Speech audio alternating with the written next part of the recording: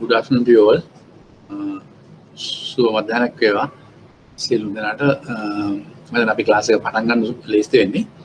එදා අපි නතර කරපු තැන ඉඳලා අපිට පටන් ගන්න පුළුවන්. අද මේ non banking financial institutions class එකේ second day එක කවුරු response කරන්න බෑ මම කතා කරන එක ඇහෙනව නේද? screen එක පේනව නේද?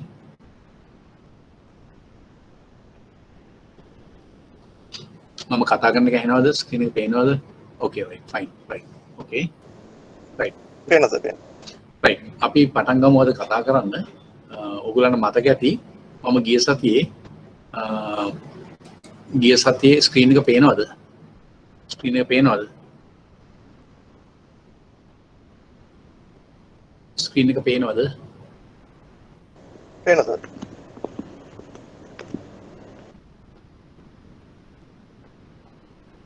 මෙන්න මේ පාඩම මූල්‍ය වෙළඳපොළ උපකාරක සේවා අපි තරමක් දුරට කතා කරා. මගක් යනකම් කතා කරා. අපි ඉතින්ලා ඊටු ටික කතා කරමු ලේස්ති වෙන්නේ. ස්ක්‍රීන් එක පේනවනේ ඔක්කොටම. මට කියන්න මම මුදල් වෙළඳපොළ උපකාරක සේවා පාඩම ඊටු ටික පටන් ගන්න යන්නේ. පේනවද ස්ක්‍රීන් එක? ලෙසන් එක පේනවද? මම ලෙසන් එක දාන්න.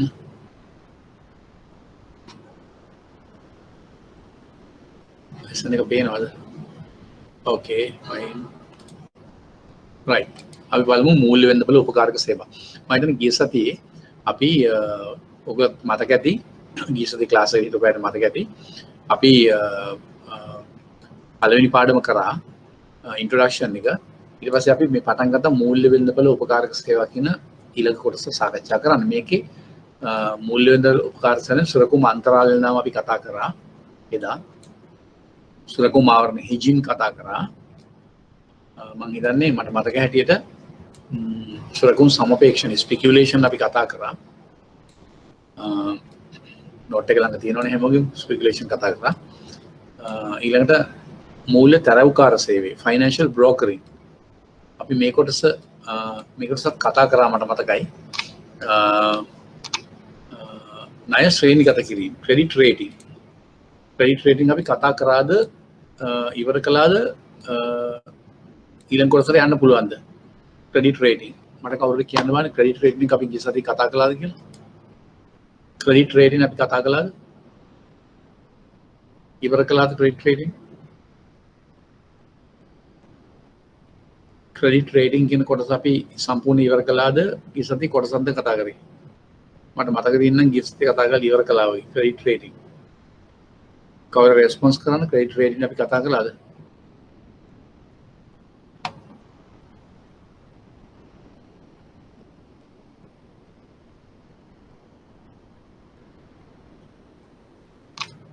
ක්‍රෙඩිට් රේටින්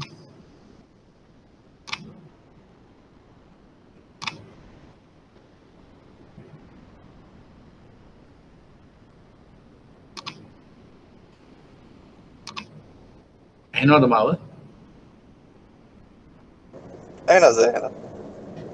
එනවද? credit rating අපි කතා කරාද? No, so there are few things we have to, okay, fine, right. Then we'll start from credit rating, right. අපි බලමු credit rating එතනින් පටන් ගමු. ණය ශ්‍රේණිගත කිරීම credit rating. බලමු මොකද්ද මේ ණය ශ්‍රේණිගත කිරීම කියන්නේ කියලා. ණය ශ්‍රේණිගත කිරීමේ ආයතන විසින් මේ සඳහා වෙනම ආයතන තියෙනවා මේ ණය ක්‍රෙඩිට් රේටින් වලට. මේව ණය ශ්‍රේණිගත කිරීමේ ආයතන විසින් මේව සේවය සපයනු ලබනවා. ණය ශ්‍රේණියකින් නෝට් එකක් එක්ක ඉන්න ණය ශ්‍රේණියකින් යම්කිසි ණය උපකරණයක හෝ මූල්‍ය ආයෝජනයක හෝ ණය ගැනුම් කරුවෙකුගේ මුදල් ආපසු ගෙවීම පිළිබඳ විශ්වසනීයත්වයක් හෝ ණය ආපසු ගෙවීමේ අවදානම පෙන්වනවා. මේ රේටින් එකකින් කරන්නේ යම්කිසි ණය උපකරණයක ඒ කියන්නේ ක්‍රෙඩිට් ඉන්ස්ට්‍රුමන්ට් එක නැත්නම් මූල්‍ය ආයෝජනයක ෆයිනෑන්ෂල් ඉන්වෙස්ට්මන්ට් එක එහෙම නැත්නම් බරෝ කෙනෙක්ගේ ණය ගැනුම් කරුවෙක්ගේ මුදල් ආපසු ගෙවීම පිළිබඳ විශ්වසනීයත්වය හෝ ණය ආපසු ගෙවීමේ අවදානම. ඒ කියන්නේ මේ ගත්ත ආයෝජනය කරපු මුදල් ආපසු ලබා ගැනීමට කොච්චර දුර විශ්වාසන්තභාවයක් තියෙනවද? ඒ වගේම යාගේ ණය ආපසු ගෙවීමේ අවදානම රිස්ක් එක කොහොමද කියන තමයි මේ රේටින් වලින් පෙන්වන්නේ. එතකොට ආයතන පිළිබඳ හෝ ආයතන විසින් කරන ණය උපකරණ මෙන්ම ජාත්‍යන්තර මූල්‍ය වෙළඳපොලේ රටවල් හෝ රටවල් නිකුත් කරන ණය උපකරණ සඳහාද ණය ශ්‍රේණිය දක්නට ලැබේ. මේ ක්‍රෙඩිට් රේටින් එක දෙනවා ඒ අරුණම ආයතන පිළිබඳව. උදාහරණයක් වශයෙන් කිසියම් ආයතනයක් අපි හිතමු සම්පත් බැංක්. ඒගොල්ලන්ගේ යම් ආයෝජනයක් කරන ආයෝජකයෙකුට දැනගන්න ඕනේ ඒගොල්ලන්ගේ ක්‍රෙඩිට් රේටින් එක මොකක්ද. එහෙම නැත්නම් වෙනත් මුදල් සමාගමක්. නැත්නම් වෙනත් ආයතනයක්. රටක් වශයෙන් ගත්තොත් ලංකාව නම් ලංකාවේ රේටින් එක. එහෙම නැත්නම් ලංකාවේ භාණ්ඩාගාර බිල්පත් භාණ්ඩාගාර බැඳුම් කර සවරින් බොන්ඩ්ස් ස්වෛරීත්‍ය බැඳුම් කර ඒ වගේ රේටින් එක. අන්න ඒ ආදි වශයෙන් ආයතන පිළිබඳව හෝ ආයතන විසින් කරන ණය උපකරණ මෙන්ම ජාත්‍යන්තර මූල්‍ය වෙළඳපොලේ රටවල් හෝ රටවල් නිකුත් කරන ණය උපකරණ සඳහාද ණය ශ්‍රේණිය දක්නට ලැබෙනවා. රේටින් එක ඒවටත් දෙනවා. ණය ගැනුම්කරුවගේ ව්‍යාපාරික සහ මූල්‍ය තොරතුරු පදනම් කරගෙන ණය ශ්‍රේණිය තීරණය කරනවා. එතකොට මේ ණය ගැනුම්කරු සමහරට මුදල් සමාගමක් වෙන්න පුළුවන්, වෙනත් සමාගමක් වෙන්න පුළුවන්. එහෙම නැත්නම් බැංකුවක් වෙන්න පුළුවන්. මේ ණය ගැනුම්කරුගේ ව්‍යාපාරික සහ මූල්‍ය තොරතුරු එයාගේ ෆයිනෑන්ෂල් ඉන්ෆර්මේෂන් තොරතුරු පදනම් කරගෙන ණය ශ්‍රේණිය තීරණය කරනවා. මෙම ණය ශ්‍රේණිය බොහෝ විට A B C සහ D යන ඉංග්‍රීසි අකුරු සමග ප්ලස් ඕ මයිනස් කියලා යනවා. ඔයගොල්ලෝ දැකලා ඇති විශේෂයෙන් මුදල් සමාගම් වල දැන්වීම් පළ කරන පුවත්පත්වල ඒ වගේ ඒගොල්ලන්ට අනිවාර්ය කරලා තියෙනවා ඒගොල්ලෝ ක්‍රෙඩිට් රේටින් එක සඳහන් කරන්න කියලා. ඒ නිසා මම ඔයගොල්ලන්ට අමතර මේ එක්ස්පැවරුමක් කරන මේ වෙලාවේ පැවරුමක් කරන්න කැමති මේ පාඩමට නෙමෙයි මුළු මේ විෂයයටම සම්බන්ධයි. ඔයගොල්ලන්ට මම කැමති ඒ ගැන පැහැදිලි කිරීමක් කරන්න. ඔයගොල්ලන්ට මේ මම කතා කරන එක ඇහෙනවද? මම කතා කරන එක ඇහෙනවද? ස්ක්‍රීන් එක පේනවද? ඇහෙනවා සර් ඇහෙනවා. මාව ඇහෙනවද?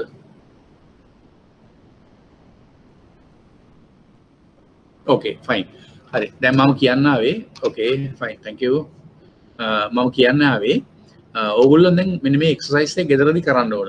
ඕගොල්ලෝ සිංහල මීඩියම් ලියන ළමයි නම් සිංහල පත්තර, ඉංග්‍රීසි මීඩියම් ලියන ළමයි නම් ඉංග්‍රීසි මීඩියම් ඉංග්‍රීසි මාධ්‍යන්තර පත්තරවල මුදල් සමාගම් ඒ වගේම බැංකු වලින් පළ කරන ඒගොල්ලන්ගේ දැන්වීම් තියෙනවා. ඒ දැන්වීම් එකතු කරන්න පටන් ගන්න ඕන. ඕගොල්ලෝ ෆයිල් එකක් අරින්න, ෆයිල් එකක් ඕපන් කරන්න සියලුම දැන්වීම්. ඒ කියන්නේ පෝනින් ගැන වෙන දැන්වීම් වෙන්න පුළුවන්. ඒගොල්ලන්ගේ කාලීන තැන්පතු වෙන්න පුළුවන්. ඒගොල්ලන්ගේ වෙනත් ෆයිනෑන්ෂල් ප්‍රොඩක්ට් නැත්නම් සර්විසස් වෙන්න පුළුවන්. ඒව සම්බන්ධ ඒගොල්ලෝ දැන්වීම් දානවා පාරිභෝගිකයන්ට ජනතාව දැනුවත් කරන්න. මෙන්න මේ වගේ අපේ ලීසින් සර්විස් එකක් තියෙනවා. එහෙම නැත්නම් පෝනින් සර්විස් එකක් තියෙනවා. එහෙම නැත්නම් අපේ ණය උපකරණයක් තියෙනවා. ඒ ආදී වශයෙන් නොයෙක් දැන්වීම් පළ කරනවා පුවත්පත්වල. සිංහල ඉංග්‍රීසි දෙමළ හැම මාධ්‍යයකම පළ කරනවා. සිංහල මීඩියම් කරන ළමයි සිංහල පුවත්පත්වල, ඉංග්‍රීසි මීඩියම් කරන ළමයි ඉංග්‍රීසි පුවත්පත්වල කියන දැන්වීම් කපලා ෆයිල් එකකට එකතු කරන්න ඕන. දැන් ඔයගොල්ලන්ට විභාගයට කලින් සමහරට අපිට මේ ක්‍රමයට ඔන්ලයින් ක්ලාසස් ගියාට සෙමිනාර් එකක් සමහරට මේ ලයිව් ක්ලාස් එකක් දෙකක් අපිට කරන්න අවස්ථාව හම්බුනොත් මට ක්ලාස් එකේදී ඒ ගැන තවදුරටත් ඩිස්කස් කරන්න පුළුවන්. තවදුරටත් ඉදිරි පාඩම් වලදී ඔන්ලයින් ක්ලාසස් වලදී හරි පැහැදිලි කරන්න පුළුවන් වෙනවා. ඒ නිසා අද ඉඳලා පටන් ගන්න විශේෂයෙන් සත්‍යන්ත පුවත්පත්වල දිනපතා පුවත්පත්වල දැන්වීම් යනවා. ඒ දැන්වීම් එකතු කරලා ෆයිල් එක එකතු කරගන්න. රයිට්? ඒක පටන් ගන්න ඕන. හරි. අපි පාඩමට යමු. අපි කියාගෙන ආවේ. එතකොට මේ A B C සහ D යන ඉංග්‍රීසි අකුරු සමග ප්ලස් ඕ මයිනස් යොදාගෙන ප්‍රකාශ කරනු ලැබේ. උදාහරණයක් ලෙස ට්‍රිබල් A වෙන්න පුළුවන්, ඩබල් A ප්ලස් වෙන්න පුළුවන්, A ට්‍රිබල් B ආදී වශයෙන් වෙන්න පුළුවන්.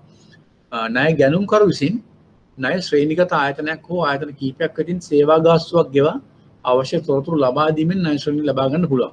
ඒ කියන්නේ මේ ආයතනය නැත්නම් රට නැත්නම් ඒ ණය ලබා ගන්න උපකරණයට හිමි ආයතනය විසින් ඒ ණය ශ්‍රේණිගත කිරීම ලබා දෙන ආයතනයට යම් ගාස්තුවක් ගෙවලා ඒගොල්ලන්ගේ මූල්‍ය ප්‍රකාශන ලබා දීලා ඒගොල්ලන්ගේ පර්ෆෝමන්ස් බලලා තමයි මේ ශ්‍රේණිය ලබා ගන්න පුළුවන්. ගිවිසුම්ගත කාලය තුල ණය ගැනුම්කරුගේ මූල්‍ය සහ ව්‍යාපාරික තොරතුරු වෙනස් වීම මත ණය ශ්‍රේණියේදී ඉහළ පහළ යන ලෙස සංශෝධනය කරනු ඇත. මේ ආයතන විසින් වාර්ෂිකව නැත්නම් කලින් කාලයට මේ ණය ශ්‍රේණිය වෙනස් කිරීම වලට ලක් කරනවා. සමහර ආයතන හොඳට පර්ෆෝම් වෙනවා නම් ආයතන හොඳින් ක්‍රියාත්මක වෙනවා නම් ඒගොල්ලන්ගේ ණය ශ්‍රේණිය ඉහළ යන්න පුළුවන්. ඒ වගේම ආයතන දුර්වල නම් ආයතන පර්ෆෝමන්ස් හොඳ නැත්නම් රටක් වුණත් රටේ ආර්ථික තත්ත්වය අනික මූලික සාධක හොඳ මදි නම් රටේ ක්‍රෙඩිට් රේටින් එක පහළ යන අවස්ථාවක් තියෙනවා. ඒක ලංකාවේ පෞද්ගලික කාලේ වුණා. ලංකාවේ ක්‍රෙඩිට් රේටින් එක ලංකාව සම්බන්ධ රේටින් එක පහළ ගියා. මොකද අපේ තියෙන සමහර දුර්වල තත්ත්වයන් නිසා. අන්න ඒක තමයි ඔය කියන්නේ. ඉහළ පහළ ලෙස සංශෝධනය කරු නැත. ණය ශ්‍රේණිය ප්‍රසිද්ධ කිරීම හෝ නොකිරීම ණය ගැනුම්කරුගේ මනාපය පරිදි ණය ශ්‍රේණිය ප්‍රසිද්ධ කිරීම හෝ නොකිරීම ණය ගැනුම්කරුගේ මනාපය පරිදි කළ හැකිය. එහෙත් වෙළඳපොලින් ණය ගැනීමේදී බොහෝ විට ණය ශ්‍රේණිය ආයෝජකයන් විසින් විමසන බැවින් ඒ ප්‍රසිද්ධ කිරීම අවශ්‍ය වනු ඇත. ගොඩක් වෙලාවට මේ ණය ශ්‍රේණිගත කිරීම සම්බන්ධ මම කිව්වේ මුදල් සමාගම් වලට නම් ශ්‍රී ලංකා මහා බැංකුවෙන් අපි නියම කරලා තියෙනවා. ඒගොල්ලෝ දැන්වීම සමග ක්‍රෙඩිට් රේටින් එක සඳහන් කරන්න කියලා. ඒකයි මම කිව්වේ ඔයගොල්ලන්ට අර පුවත්පත් දැන්වීම එකතු කරන්න කියලා. සමහරට අකමැති වුණත් ඒගොල්ලන්ගේ ක්‍රෙඩිට් රේටින් එක නියම කරලා තියෙනවා. නියෝග කරලා තියෙනවා මහා බැංකුවෙන් දැන්වීම වල පළ කරන්න කියලා. ඒතකොට ආයෝජකයන් විසින් ණය ශ්‍රේණිය දෙස බලා ඒ රේටින් එක බලලා තමාගේ අවදානම් දැරීමේ කැමැත්ත අනුව අරමුදල් ලබා දීමේ ආයෝජනය තීරණය කරනු ඇත. එතකොට තමන් ආයෝජනය කරන යන ආයතනයේ රේටින් එක බලලා ඒ රිස්ක් එක දැනගෙන තමයි එයා තීරණයක් ගන්න මම මේ ආයතනයේ මුදල් ආයෝජනය කරනවද නැද්ද කියන එක. ඒකයි කියන්නේ ලෝකේ ඉතා ප්‍රසිද්ධ ණය ශ්‍රේණිගත කිරීමේ ආයතන උනේ කියලා ඔය ලයිස්ට්ුවක් තියෙනවා. නම් ටික ඔයගොල්ලන්ට කියව ගන්න පුළුවන්. ඊළඟ ශ්‍රී ලංකාවේ ණය ශ්‍රේණිගත කිරීමේ ආයතන වන්නේ Fitch Ratings Lanka limited, RAM Ratings සහ ICRA ලංකා ලිමිටඩ් යන ආයතන. ශ්‍රී ලංකා රජයද ජාත්‍යන්තර මූල්‍ය වලින් ණය ලබා ගැනීම පිණිස ණය ශ්‍රේණීන් ලබාගෙන ඇති අතර අපේ රටත් ලංකාවත් තරම් තියෙනවා රේටින් එකක්. මොකද අපි ජාත්‍යන්තර ස්වෛරීත්ව බැනුම් කර නියුත් කරනවා ජාත්‍යන්තර වෙළඳපොලේ. අපි මේ බැනුම් කර පාඩම කරනකොට අපි ඒව ගැන වෙනම කතා කරන්න බලාපොරොත්තු වෙනවා. ඒ කියන්නේ අපි පැහැදිලි කරනවා භාණ්ඩාගාර විල්පත් කියන්නේ මොනවද? භාණ්ඩාගාර බැනුම් කර කියන්නේ මොනවද? ස්වෛරීත්ව බැනුම් කර කියන්නේ මොනවද කියලා අපි වෙනම කතා කරනවා. එතකොට ශ්‍රී ලංකා රජයද ජාත්‍යන්තර මූල්‍ය වලින් ණය ලබා ගැනීම පිණිස ණය ශ්‍රේණියක් ලබාගෙන ඇති අතර Fitch rating වෙතින් අපිට ලැබිලා තියෙනවා BBB-, Standard and Poor's වලින් B+, Moody's වලින් B+ ධනාත්මක ලැබිලා තියෙනවා ලංකාවට. එතකොට ක්‍රෙඩිට් රේටින් කියන එක සම්බන්ධ ওই ටික තමයි තියෙන්නේ. දැන් මෙතනදී මට කියන්න ඕනකම තියෙනවා විභාගෙදී ඔයගොල්ලන්ගේ අහන්නේ ගොඩක් වෙලාවට මේ ණය ශ්‍රේණිගත කිරීම සම්බන්ධ ගොඩක් අවස්ථාවල ප්‍රශ්න ඇවිල්ලා තියෙනවා. ලකුණු 5කට වගේ ප්‍රශ්න ඇවිල්ලා තියෙනවා. ඔයගොල්ලන් විභාගෙදී නම් අහන්නේ ණය ශ්‍රේණිගත කිරීමේ ණය ශ්‍රේණිගත කිරීම කියන්නේ කුමක්ද පැහැදිලි කරලා ඒ මගින් ණය ලබා ගන්න ආයතන වලට ඒ වගේම ඒ ආයතන වල ණය මුදල් නැත්නම් මුදල් ආයෝජනය කරන ආයෝජකයන්ට ලැබෙන ඵල ප්‍රයෝජන වාසි මොනවද කියලා සඳහන් කරන්න කියන්නේ. ඒවා අපි ඉදිරියේදී ප්‍රශ්න සාකච්ඡා කරනකොට අපිට කතා කරන්න පුළුවන්. දැන් මූලික වශයෙන් ඔයගොල්ලෝ ණය ශ්‍රේණිගත කිරීම කියන්නේ මේකයි කියන එක දැනගෙන ඉන්න ඕනේ. මම හිතන්නේ මේ ටික ඔයගොල්ලන්ට පැහැදිලි ඇති. Clear to you all. මම හිතන්නේ ඔක්කොම පැහැදිලි ඇති. Is it clear to you all? Credit rating. මම ඇහෙනවද ඔයගොල්ලන්ට credit rating එක පැහැදිලි නේද? Okay, fine. Right. Thank you. Thank you. Right. Thank you. අපි ඊළඟට යමු. Right. ඊළඟට අපි ඊළඟ කොටස තියෙන මේ පාඩමේ සුරකුම් ප්‍රාරක්ෂණය underwriting. Underwriting. මේ ඉංග්‍රීසියෙන් කියන්නේ underwriting. සුරකුම් මම කලිනුත් කිව්වා ගිය සතියේ සුරකුම් කියලා කිව්වම බැඳුම් කර එතකොට කොටස් බැඳුම් කර සුරකුම්පත් ආදී වශයෙන් ඔක්කොම අය කියන සුරකුම් කියනවා. පොදුවේ සුරකුම් කියන්නේ අපි කියන්නේ සුරකුම් කියලා.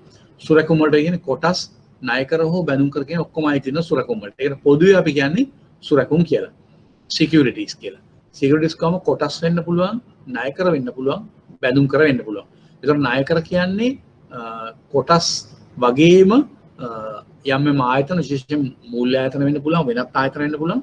ඒගොල්ලන්ගේ ප්‍රාග්ධනයට අරමුදල් සම්පාදනය කරගන්න නිකුත් කරන විශේෂයක් තමයි ණයකර කියලා කියන්නේ. මේවා කොටස් අතර වෙනස්කම් තියෙනවා. නැත්නම් උසස් පෙළ වාණිජ්‍ය ශේදාරණ හදාරු ළමයි ඉන්නවනම් ඒගොල්ලන් මේ අවබෝධය තියෙනවා. කොටස් කියන්නේ shares. ඒ කියන්නේ ප්‍රාග්ධනය එකතු කරගෙන එකතු කරන කොටස්. ණයකර කියන්නේ debentures. මේ දෙකේ වෙනස්කම් තියෙනවා. ඒ වගේම බැඳුම් කර කියන්නේ bonds. දැන් ලංකාවේ නම් රාජ්‍යාංශයෙන් නිකුත් කරන බැඳුම් කර තමයි භාණ්ඩාගාර බැඳුම් කර, භාණ්ඩාගාර බිල්පත්. ඒ වගේම ස්වෛරීත්ව බැඳුම් කර. අපි ඒ ගැන වෙනම පාඩමක් තියෙනවා. ඒ පාඩමේදී ඒවා දීර්ඝව අපි වෙනම කරනවා. කොහොම හරි සුරකුම්. මෙන්න මේවා තමයි මේ ප්‍රාරක්ෂණය කරන්නේ, අන්ඩර්රයිටින් කරන්නේ. බලමු මොකද්ද මේකෙන් කියන්නේ කියලා. සුරකුම් මහජනයාට නිකුතවකදී කොටස් වෙන්න පුළුවන්, ණයකර වෙන්න පුළුවන්, බැඳුම් කර. මේ වගේ ඕන සුරකුමක් මහජනයාට නිකුත් කරගන්නකදී නියමිත කාලය තුලදී ආයෝජකයන් විසින් මිලදී නොගෙන ඉතුරු සුරකුම්පත් මිලදී ගැනීම සඳහා සුරකුම් නිකුතු ආයතනය සමග ඇති කරගන්නා ගිවිසුම තමයි මේ ප්‍රාරක්ෂණය කියලා කියන්නේ අන්ඩර්රයිටින් කියන්නේ. මම හිතනවා ඔයගොල්ලන්ට පැහැදිලි ඇති. උදාහරණයක් ගත්තොත් කිසියම් සමාගමක් අපි හිතමු කිසියම් මුදල් සමාගමක් නැත්නම් කිසියම් බැංකුවක් අපි හිතමු අපේ බැංකු නොවන මූල්‍ය ආයතන නෙවෙයි අපි බැංකුවක් හරි මුදල් නොවන මේ මුදල් සමාගමක් කියලා ගමු. කිසියම් මුදල් සමාගමක් කොටස් නිකුත් කිරීමක් කරනවා බිලියන 10ක්. උදාහරණයක් අපි බිලියන 10ක්. එතකොට බිලියන 10ක් කොටස් නිකුත් කරාම අපි 10 කොටස්. එතකොට ඒකේ බිලියන 10ක් වටින කොටස් නිකුත් කරනවා. නිකුත් කරාම වෙළඳ පොලෙන් ඒ සඳහා බිට්ස් ඒ කියන්නේ වෙළඳ පොලෙන් මිනිස්සු ඉල්ලුම් කරන්නේ බිලියන 8ක විතරයි. බිලියන 8ක් වටින කොටස් වල තමයි ඉල්ලුම් කරන්නේ. එතකොට බිලියන 2ක හිඟයක් තියෙනවා. ඒ කියන්නේ ඒක වෙළඳ පොලෙන් ඉල්ලුමක් එන්නේ නැහැ කොටස් වල. අන්න ඒ වගේ අවස්ථාවක ඉතුරු රුපියල් බිලියන 2කේ කොටස් ප්‍රමාණය මිලදී ගන්න මේ ගිවිසුමක් ඇති කර ගන්නවා මේ ප්‍රාරක්ෂකයත් සමග. ඒ කියන්නේ කවුද මේ කොටස් නිකුත් කරන ආයතනේ? ණයකර වෙන්න පුළුවන්, බැඳුම් කර වලටත් ඒ විදිහට වෙන්න පුළුවන්. එතකොට ඒක තමයි කියන්නේ අන්ඩර්රයිටින් කියලා. ඒ ප්‍රාරක්ෂකයා සමග ඇති කරන ගිවිසුම. මේ සඳහා නිකුතු ආයතනය ප්‍රාරක්ෂකයාට සේවා ගාස්තුවක් ගෙවන්න ඕන. ඒ කියන්නේ කොටස් නිකුත් කරන නැත්නම් බැඳුම් කර නිකුත් කරන ආයතනේ මේකට ගාස්තුවක් ගෙවන්න අවශ්‍යයි.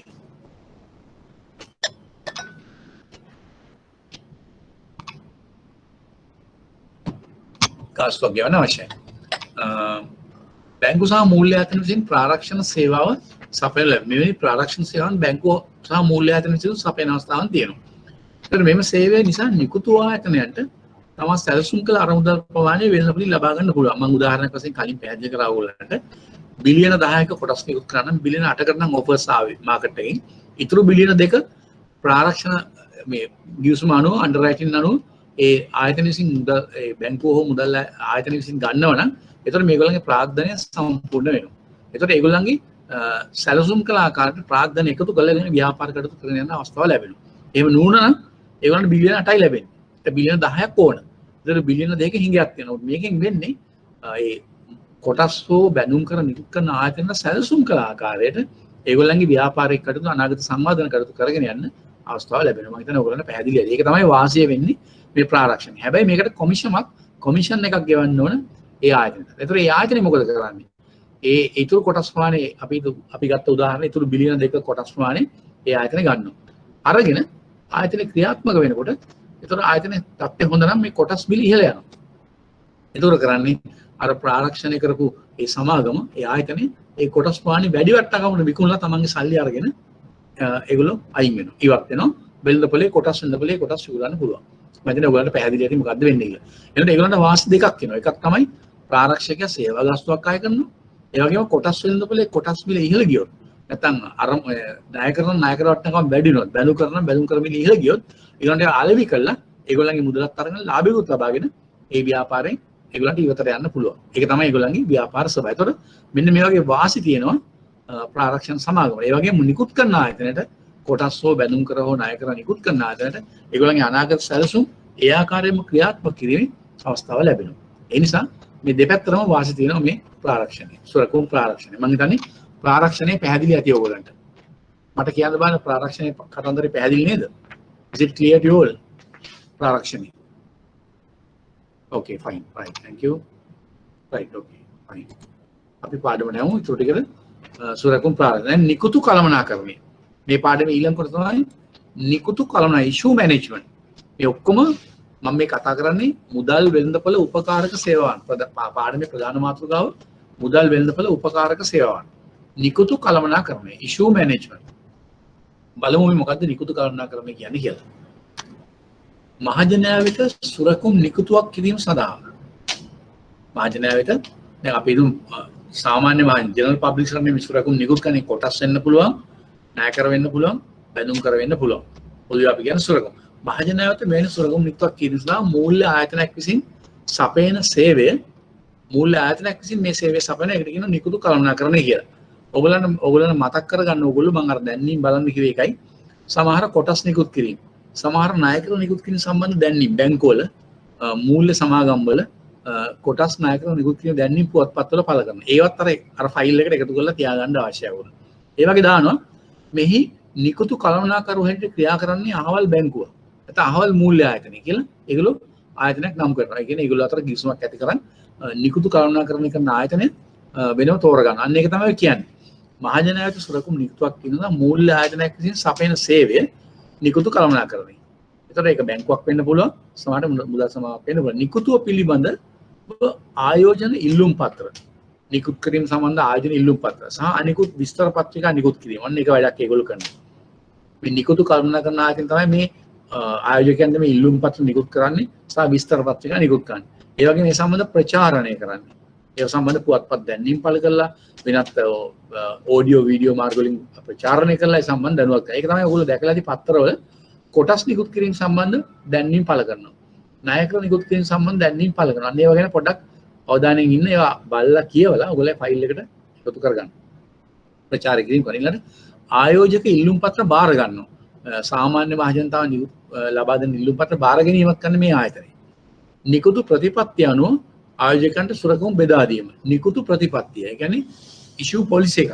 ඒ කියන්නේ කොටස් නිකුත් කරනකොට, ණයකර නිකුත් කරනකොට, බැඳුම් කර නිකුත් කරන යම් ආකාරයේ ප්‍රතිපත්තියක් තියෙනවා. ඒ කියන්නේ ඊටාම අවම වශයෙන් නිකුත් කරන්නේ මෙච්චර කොටස් ප්‍රමාණයක්, මෙච්චර ණයකර ප්‍රමාණයක් කෙනෙකුට. උපරිම වශයෙන් නම් දෙන්නේ මෙච්චරයි. ඒ ආදි වශයෙන් එක එක ප්‍රතිපත්තිය. අනේ ප්‍රතිපත්තියට අනුව ඒ එන අයදුම් පත්‍ර අනුව ආයෝජකයන්ට සුරකුම් බෙදා දීමත් කරන්නේ මේ ආයතනය. සහ නිකුතුව පිළිබඳව මුදල් කළමනාකරණය කිරීම. මේ නිකුත් කරන කොටස් වල මුදල් ලැබෙන්නේ මේ මූල්‍ය ආයතනයට, මේ බැංකුවට. ඒගොල්ලෝ මේ මුදල් එකතු කරලා අර මුදල් රැස් කරලා ඒ මුදල් නිකුත් කොටස් නිකුත් කරපු ආයතනයට අර මුදල් ලබා දෙනවා. ඒගොල්ලන්ගේ ව්‍යාපාරික කටයුතු ඒගොල්ලෝ ප්‍රාග්ධන අවශ්‍යතාවයන් සඳහා. ඒක තමයි කරන්නේ. ඔයගොල්ලන්ට පැහැදිලි ඇති මේ නිකුතු කළමනාකරණය කරන ආයතනවල කාර්යභාරය. ඔක ඇතුලේ ඔක්කොම තියෙනවා. ඒගොල්ලෝ මොනවද කරන්නේ? ඒගොල්ලෝ කාර්යයන් මොනවද?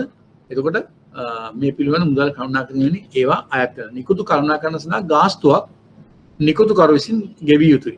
ඒ කොටස් වෙන්න පුළුවන්, ණයකර වෙන්න පුළුවන්, බැඳුම් කර වෙන්න පුළුවන්. නිකුත් කරන නිකුතුකරු ඒ ආයතනේ මුදල් ලබා ගන්න ආයතනය ඒ සඳහා නිකුතු කළමනාකරණ ආයතනට ගාස්තුවක් ගෙවන්න එක ඒගොල්ලෝ මුලින් එකඟ වෙලා ගිවිසුමක් අත්සන් කරලා ඒ ආදි වශයෙන් එකඟ වෙනවා. මම හිතන්නේ ඔයගලන්ට නිකුතු කළමනාකරණය කියන එකත් පැහැදිලි ඇති. මට කවුරු හරි රෙස්පොන්ස් කරන්න නිකුතු කළමනාකරණය පැහැදිලිද කියලා? ඒ කොටස පැහැදිලි නේද? Okay, right. Okay, fine, right. අනුරෙමු. අපි ඊළඟට බලමු. ඒක ඊළඟ කොටස. ණය ඒ පාඩමේ තව කොටසක් තියෙනවා. ණය කළමනාකරණ සේවය. මේකට කියන්නේ ඉංග්‍රීසියෙන් කියන factoring. ණය කළමනාකරණ සේවය. මේක ඔයගොල්ලෝ අහලත් ඇති සමහරවිට බැංකුව වල වැඩ කරන ඉන්නවනම් මූල්‍ය ආයතන වල වැඩ කරන ඉන්න factoring කියන මේ concept එක අහලා තියෙන්න පුළුවන්. අත්දැකීමුත් ඇති. නමුත් මෙතන ස්කූල් ඉවස්ථා ඉන්නවනම් ඒ වගේම සමහරට අහලා නැති අය ඉන්න පුළුවන්. අපි මේක සාකච්ඡා කරමු මොකද්ද මේ factoring කියන්නේ කියලා.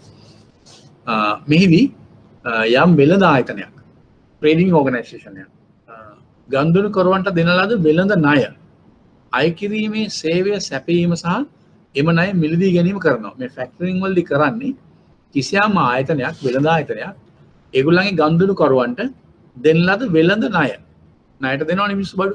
ඒ ණය අය කිරීමේ සේවය ණය ආපසු අය කර ගැනීම. ඒකට ඒ සඳහා සේවයක් සපයනවා.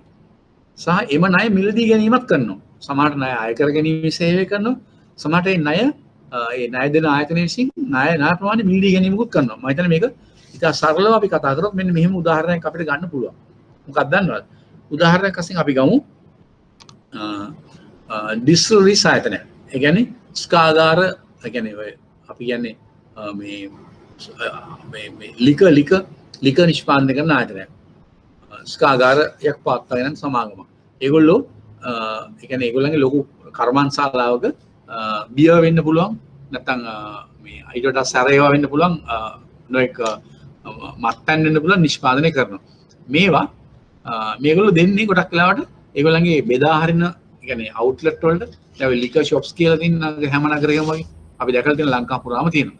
අන්න ඒ වගේ තැන් වලට මේවා බෙදා හරින ණයට වෙන්න පුළුවන්. ඒ කියන්නේ මාසෙක කාලයකට, මාස දෙකක කාලයකට, මාස 3ක කාලයකට ආදි වශයෙන් විකුණලා සල්ලි දෙන්න හෝ ණයට වෙන්න පුළුවන් මේවා දෙන්න. අන්න ඒ වගේ උදාහරණයක් අපි ගමු මේක පැහැදිලි කරගන්න. එතකොට මෙහිදී යම්කිසි වෙළඳ ආයතනයක් ගනුදෙනු කරුවන්ට දෙන ලද වෙළඳ ණය අය කිරීමේ සේවය. අන්න එහෙම ණයට දුන්නම අන්න ඒවා අය කර ගැනීමේ සේවයටත් ෆැක්ටරින් කියලා කියනවා. ඒ වගේම එම ණය මිලදී ගැනීමක් කරනවා සමහර විට මූල්‍ය ආයතන විසින්.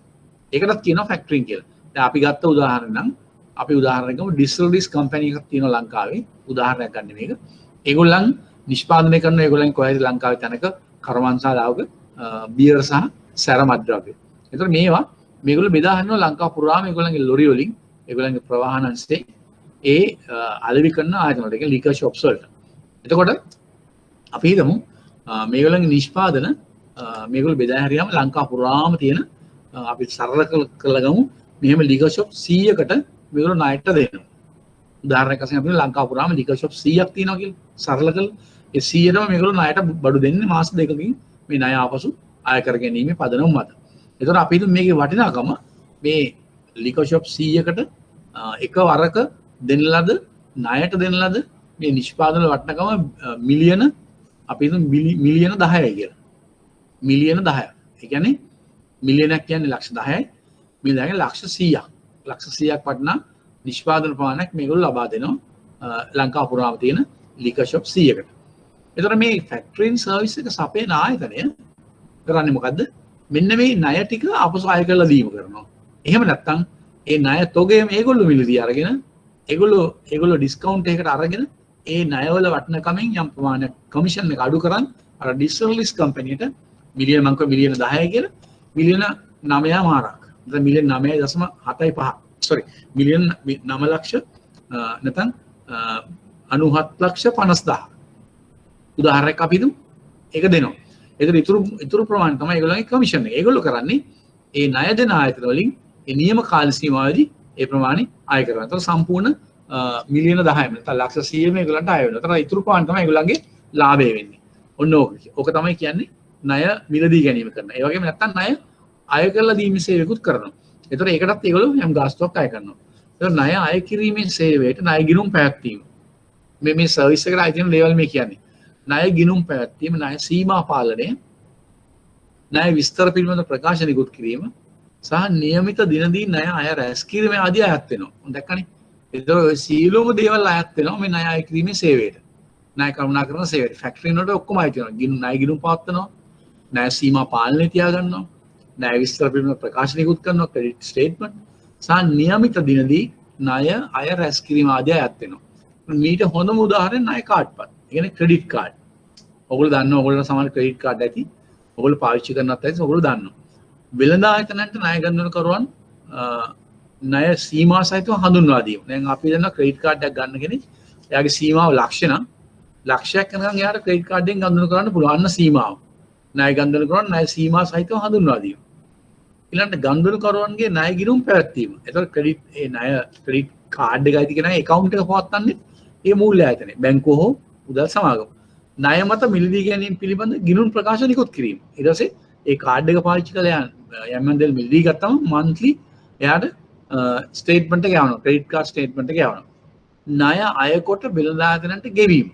ඊට පස්සේ මේ ණය කාඩ් පතේ සීමාවට යටත්ව ඒ ණයකරු විසින් බඩු ලබා ගන්න කෙනා මීටින් එකට ගෙවුවම ඒව අරගෙන ආදාළ ආයතනයට ගෙවනවා.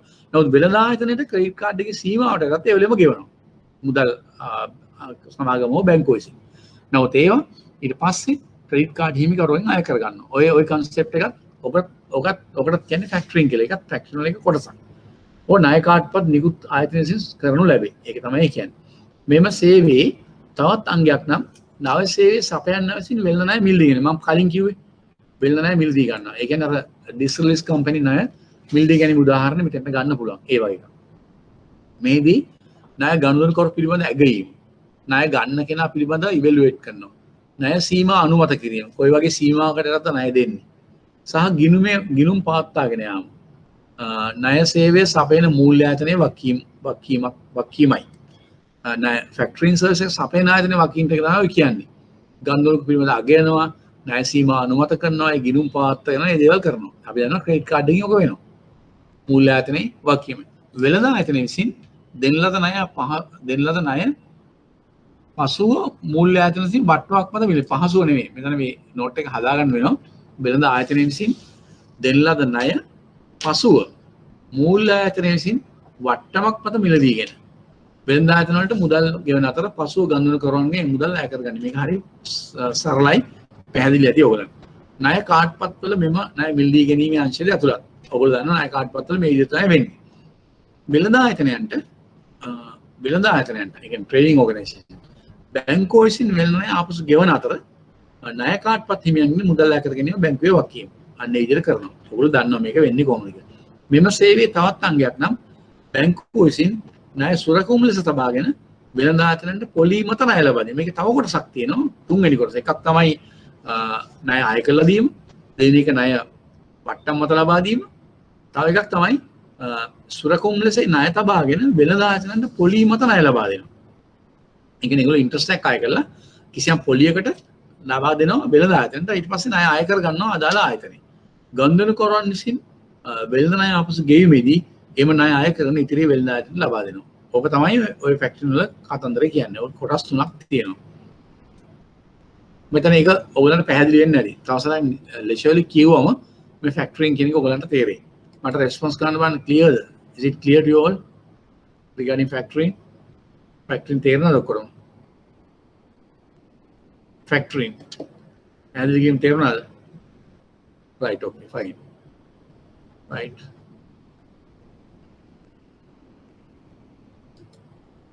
Right. අපි ඊළඟ පාඩමට යමු. සුරකුම් හුවමාරු. Security exchange. අපි කියන්නේ දැන් අපි කතා කරේ කලින් කතා කරේ ෆැක්ටරි. දැන් තව මේ පාඩමේ තව කොටසක් සුරකුම් හුවමාරු. Exchanges. හුවමාරු. බලමු මොකද කියන්නේ කියලා. අපි තාමත් ඉන්නේ මේ මුදල් වෙළඳපොළ උපකාරක සේවාවන් කියන පාඩමේ. ඔයාලට මම හිතන්නේ මම පාඩම මේ දැන් කතා කරන පාඩම මුදල් වෙළඳපොළ උපකාරක සේවාවන්. ඒක දැන් අපි කතා කරන්නේ G කියන කොටස සුරකුම් හුවමාරු exchanges.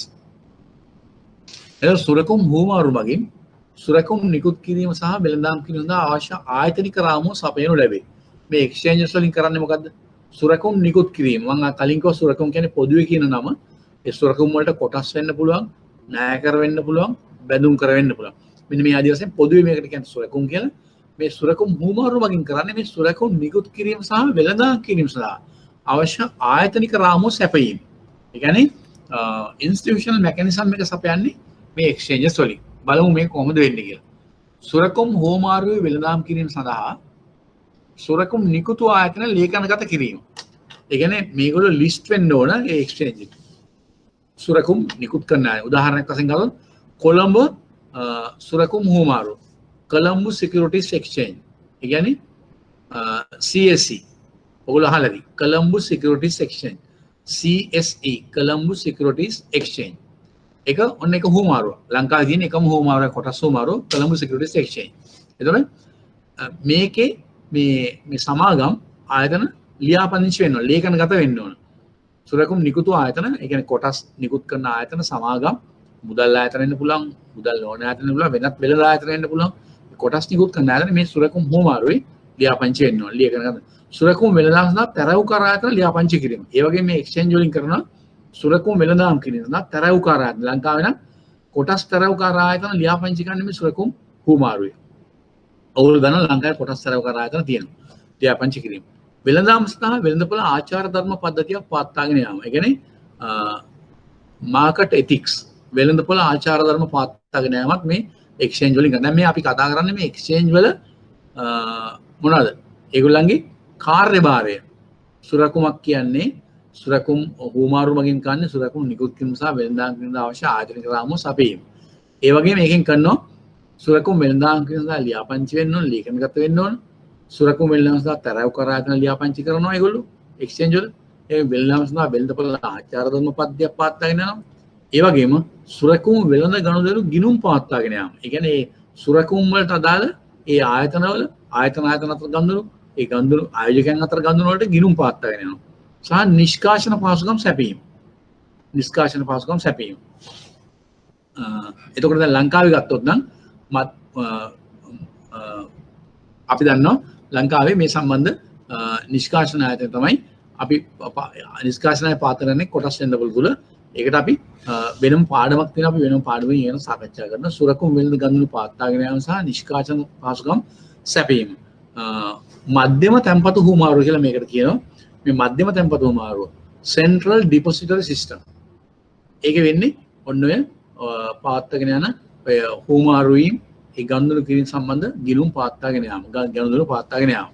ඒව ගැන අපි වෙනම පස්සේ කතා කරනවා. සුරකුම් වෙළඳාම් කියන පරිගණක තාක්ෂණ වේදිකා. ඒ කියන්නේ ඉලෙක්ට්‍රොනික ප්ලැට්ෆෝම්. එන කම්පියුටර් ප්ලැට්ෆෝම්. සුරකුම් වෙළඳාම් කියනවා පරිගණක තාක්ෂණ වේදිකා හෝ වෙළඳ වේදිකා. ට්‍රේඩින් ප්ලැට්ෆෝම් පවත්වාගෙන යාම. ඕගොල්ලෝ දන්නවා කොටස් වෙන්න පොලේ ප්‍රවෘත්ති වලට නිවුස් වලට එහෙම දාන්නට ඕන දැකලා ඇති. ඒක සම්පූර්ණ ඉලෙක්ට්‍රොනික ප්ලැට්ෆෝම්ස් වල තමයි වෙළඳාම් කරන්නේ. කොටස් මිල ගණන්, විකුණුම් මිල, ගැනුම් මිල ආදී වශයෙන් සියලුම දේවල් සඳහන් වෙන්නේ ඉලෙක්ට්‍රොනික ප්ලැට්ෆෝම් වල. ඒ කියන්නේ තාක්ෂණික වශයෙන් සඳහන් වෙනවා. අන්න ඒවා පවත්වාගෙන යනවා. වෙළඳ තොරතුරු හා සංඛ්‍යා දත්ත වෙළඳ පොලට සැපයීම. ඒතකොට දැන් ඕගොල්ලෝ දන්නවා ප්‍රවෘත්ති අහන අය දන්නවා හැමදාම කොටස් වෙළඳ පොල තොරතුරු වාර්තා කරනවා. අද කොටස් වෙළඳ පොල පිරියඩම මෙච්චරයි. වෙළඳ පොල අගේ මෙච්චරයි. ඒ වගේ කොටස් විකුණුණා. මේ සමාගම් වල කොටස් මේ ගණන් වලට ගිය ආදී වශයෙන් තොරතුරු සපයන. ඒ කොළඹ කොටස් සුමාරුවෙන් සපයන තොරතුරු. උගලන්ට පැහැදිලි ඇති. වෙළඳ තොරතුරු හා සංඛ්‍යා දත්ත වෙළඳ පොලට සැපයීම. ඊළඟ සුරකුම් වෙළඳාම ප්‍රවර්ධනයට කටයුතු කිරීම.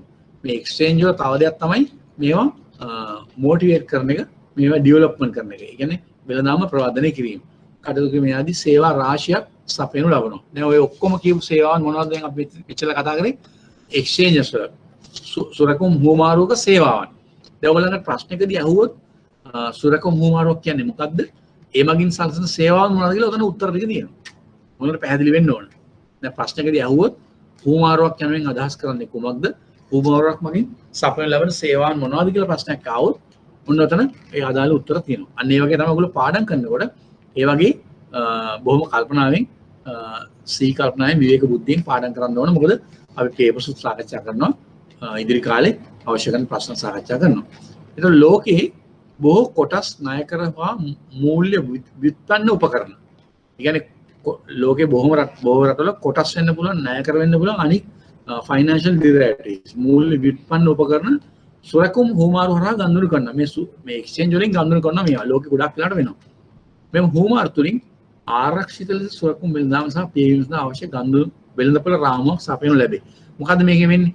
ඊටාම ආරක්ෂාකාරී ලෙස, සුරක්ෂිත ලෙස මේ සුරකුම් වෙළඳාම් කිරීමට අවශ්‍ය, ඒ වගේම වෙළඳාම් කරපුවා පියවීම සඳහා අවශ්‍ය වෙළඳපොළ රාමුව.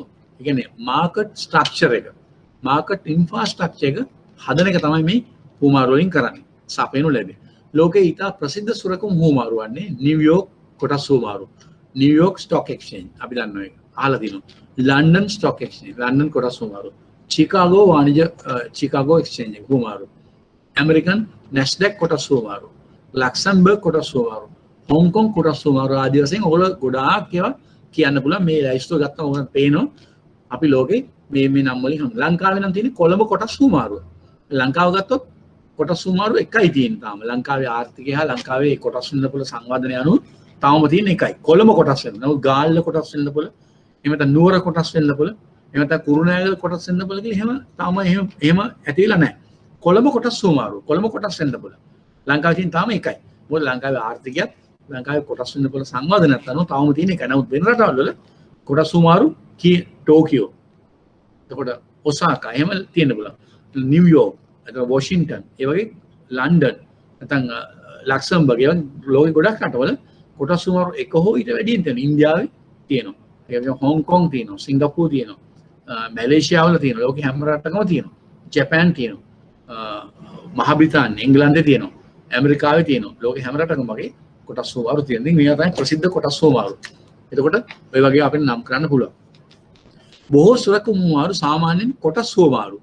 බොහෝ සුරකුම් කියලා කිව්වම කොටස් ණය කර සුරකුම්පත් වුණාට මේ බොන්ඩ්ස් වුණාට ගොඩක් වෙලාට බොහෝ කොටස් හුවමාරු සාමාන්‍යයෙන් කොටස් හුවමාරු. ඒ කියන්නේ ෂෙයාර්ස් වෙළඳාම් සඳහා තමයි ලේසිලා තියෙන්නේ. වෙන අතර වෙනත් සුරකුම් වෙළඳාම් සඳහා අවශ්‍ය පහසුකම්ද කොටස් හුවමාරුෙන් සපයනු ලැබේ. ඔයගොල්ලෝ දන්නවා ලංකාවේ කොළඹ කොටස් හුවමාරුවේ කොටස් නිකුත් කරනවා.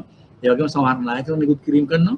ඒ වගේම සමහර දැන් අපේ සමහර පුද්ගලික අංශ නිකුත් කරන බැඳුම් කර commercial papers, private sector, corporate sector debentures වගේ නිකුත් කරන ඒ වගේ සම්බන්ධ කටයුතු කොළඹ කොටස් හුවමාරුවෙන් කරනවා.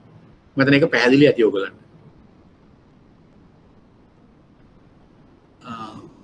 ඒක පැහැදිලි නේද? කොටස් හුවමාරු එක්ස්චේන්ජස් කොටස් පැහැදිලිද? පැහැදිලි මට රෙස්පොන්ස් කරන්න කවුරුයි? පැහැදිලි නේද?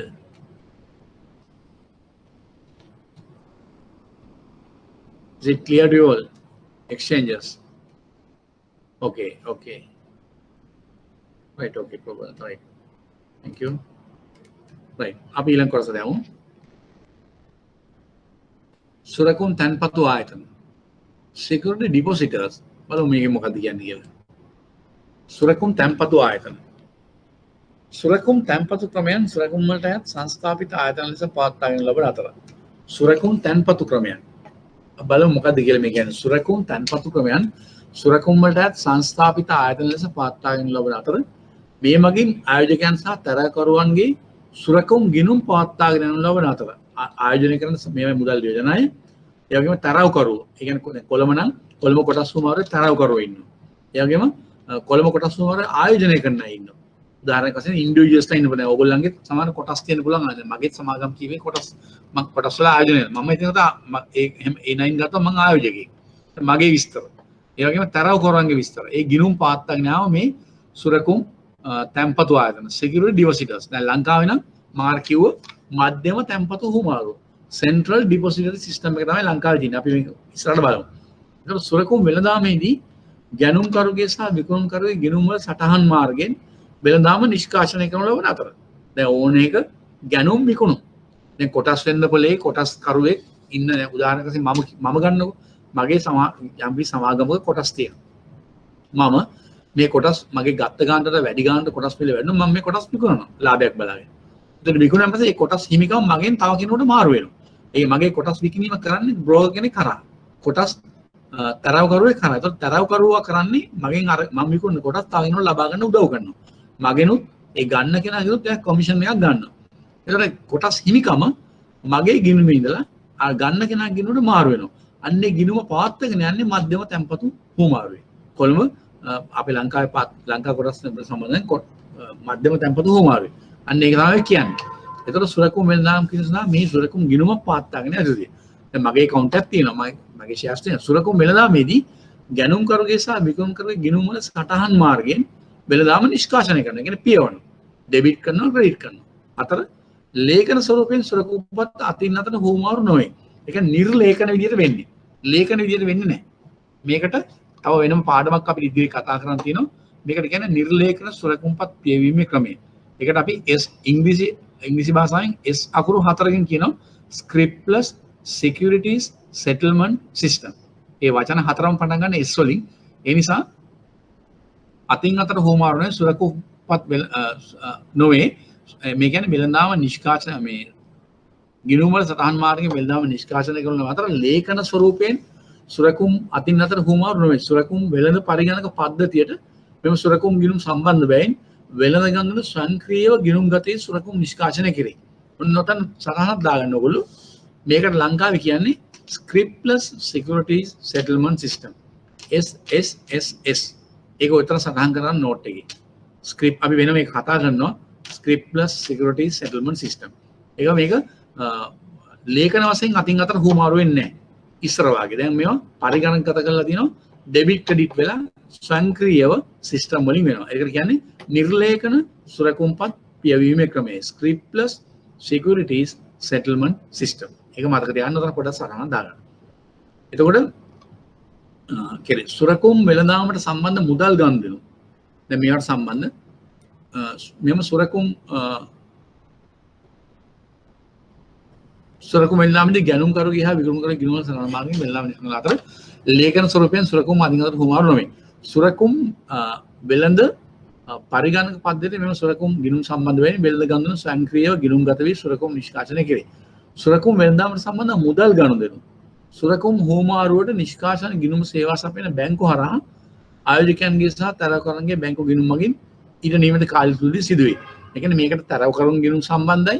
ඒ වගේම සුරකුම් ගන්න කෙනා විකුණන කෙනා ගිණුම් සම්බන්ධයි. මේවා ස්වයංක්‍රීයව මධ්‍යම තැන්පතු හුමාරු හරහා සිදු වෙනවා. ඒ අදාළ ගිණුම් ඩෙබිට් ක්‍රෙඩිට් වෙනවා. තවද සුරකුම් තැන්පතු ආයතනය විසින් සුරකුම් ගිණුම් හිමියන්ට තම ගනුදෙනු පිළිබඳ ගිණුම් ප්‍රකාශද නියමිත කාලවල නිකුත් කරනවා. මේ හරියට බැංකු ගිණුම්කරුවන්ට බැංක් account එකක් තියෙනට බැංක් ස්ටේට්මන්ට් එක යවනවා වගේ මධ්‍යම තැන්පතු හුමාරුවේ ලංකාවේ නම් මධ්‍යම තැන්පතු හුමාරුවේ මෙහෙම ගිණුමක් තියෙන අයට මධ්‍යම තැන්පතු හුමාරුව වගේ මෙහෙම ගිණුම් ප්‍රකාශ මාසික සැරයක් යවනවා ඒ කොටස් සුමාරක් සිදු වුණාම විකුණාම ගත්තම ඒ ආදි වශයෙන් ඒක තමයි කියන්නේ. එසේම සුරකුම් නිකුතු ආයතන වලටද තම සුරකුම් හිමියන් පිළිබඳ ගිණුම් ලේඛනයක් අවශ්‍ය වූ විට ගාස්තුවක් ගෙවමින් ලබා ගන්න පුළුවන්. දැන් සුරකුම්පත් නිකුත් කරපු ආයතන කොටස් වෙන්න පුළුවන්, ණය කර වෙන්න පුළුවන්, බැඳුම් කර වෙන්න පුළුවන්. නිකුත් කරපු ආයතනයක් තියෙනවා. ඒවයි කවුද ඒ ආයතන නිකුත් කරපු ඒවා ගරන් තියන්නේ කවුද? ඒ කියන්නේ ඒගොල්ලන්ගේ ලයිස්තුව, ආයෝජනය කරපුවාගේ ලයිස්තුව, ඒ හිමිකරුවන්ගේ ලයිස්තුවකුත් ඕන නම් අර මධ්‍යම තැන්පතු හුමාරුවට ගාස්තුවක් ගෙවලා ඒ ලේඛනය ගිණුම් ලේඛනයක් අවශ්‍ය විට ගාස්තුවක් ගෙවමින් ලබා ගන්න පුළුවන්. ශ්‍රී ලංකාවේ කොටස් වෙනද පොලේ මෙම සුරකුම් ගිණුම් සේවා සපයනු ලබන්නේ Central Depository System පෞද්ගලික ආයතන විසින්. Central Depository System Private Limited. මේක ශ්‍රී ලංකා මහා බැංකුවේ මඟ පෙන්වීම යටතේ වෙනම සමාගමක් හැටියට අනිකුත් මහා බැංකුව මඟ පෙන්වීම යටතේ පෞද්ගලික සමාගමක් විදිහට වෙනම මහා බැංකුව වෙනම එළිය පවත්වාගෙන යනවා. මේ Central Depository System සම්පූර්ණ මේකේ මෙහෙයවීම මේකේ සම්පූර්ණ මේකට ආදාළ කරන ගයිඩ්ලයින්ස් මාර්ගෝපදේශ නිකුත් කිරීම මේ සියලුම දේවල් කරන්නේ ශ්‍රී ලංකා මහා බැංකුවේ මඟ පෙන්වීම යටතේ Central Depository System එක. මේක පවත්වාගෙන යනවා වෙනත්. ඒක ඔයගොල්ලන්ට මතක තියාගන්න. මේකට අපි කෙටින් කියනවා CDS කියලා Central Depository System. මේක සමහර අවුරුදු වල ප්‍රශ්න ඇවිල්ලා තියෙනවා විභාගෙදී මේ ආශ්‍රය. ඊළඟ කොටස මේකේ ණය අප ආවරණ. මම කැමති ණය අප ආවරණ වලට යන්න කලින් මම ඔයගලෙන් දැනගන්න කැමති සුරකුම් තැන්පතු ආයතන Security Depositors මේ පාඩම මේ කොටස පැහැදිලි වුණාද කියලා. Central Depository System එක ගැන වෙනවත් අපි කතා කරනවා. අපිට රෙස්පොන්ස් කරන්න මේක පැහැදිලිද? මේ ක්ලියර් මේ කොටස. Is it clear to you all? සුරකුම් okay right fine right මදුෂා කියලා රෙස්පොන්ස් කරා කියන්නේ මම දැක්කානේ right. අපි යමු ඊළඟට සුරකුම් තැන්පතු ආයතන. ඒක අපි කතා කරා. ඒක අපි කතා කරේ අපි දැන් පැහැදිලි කියලා හුවේ ඒක. අපි යනවා ඊළඟ ණය අප ආවරණ. මේක අලුත් ඔයගලන්ට අලුත් අදහසක් වෙන්න පුළුවන්. ක්‍රෙඩිට් ගාරන්ටි ණය අප ආවරණ. මොකද ණය අප ආවරණ කියන්නේ කියලා බලමු අපි.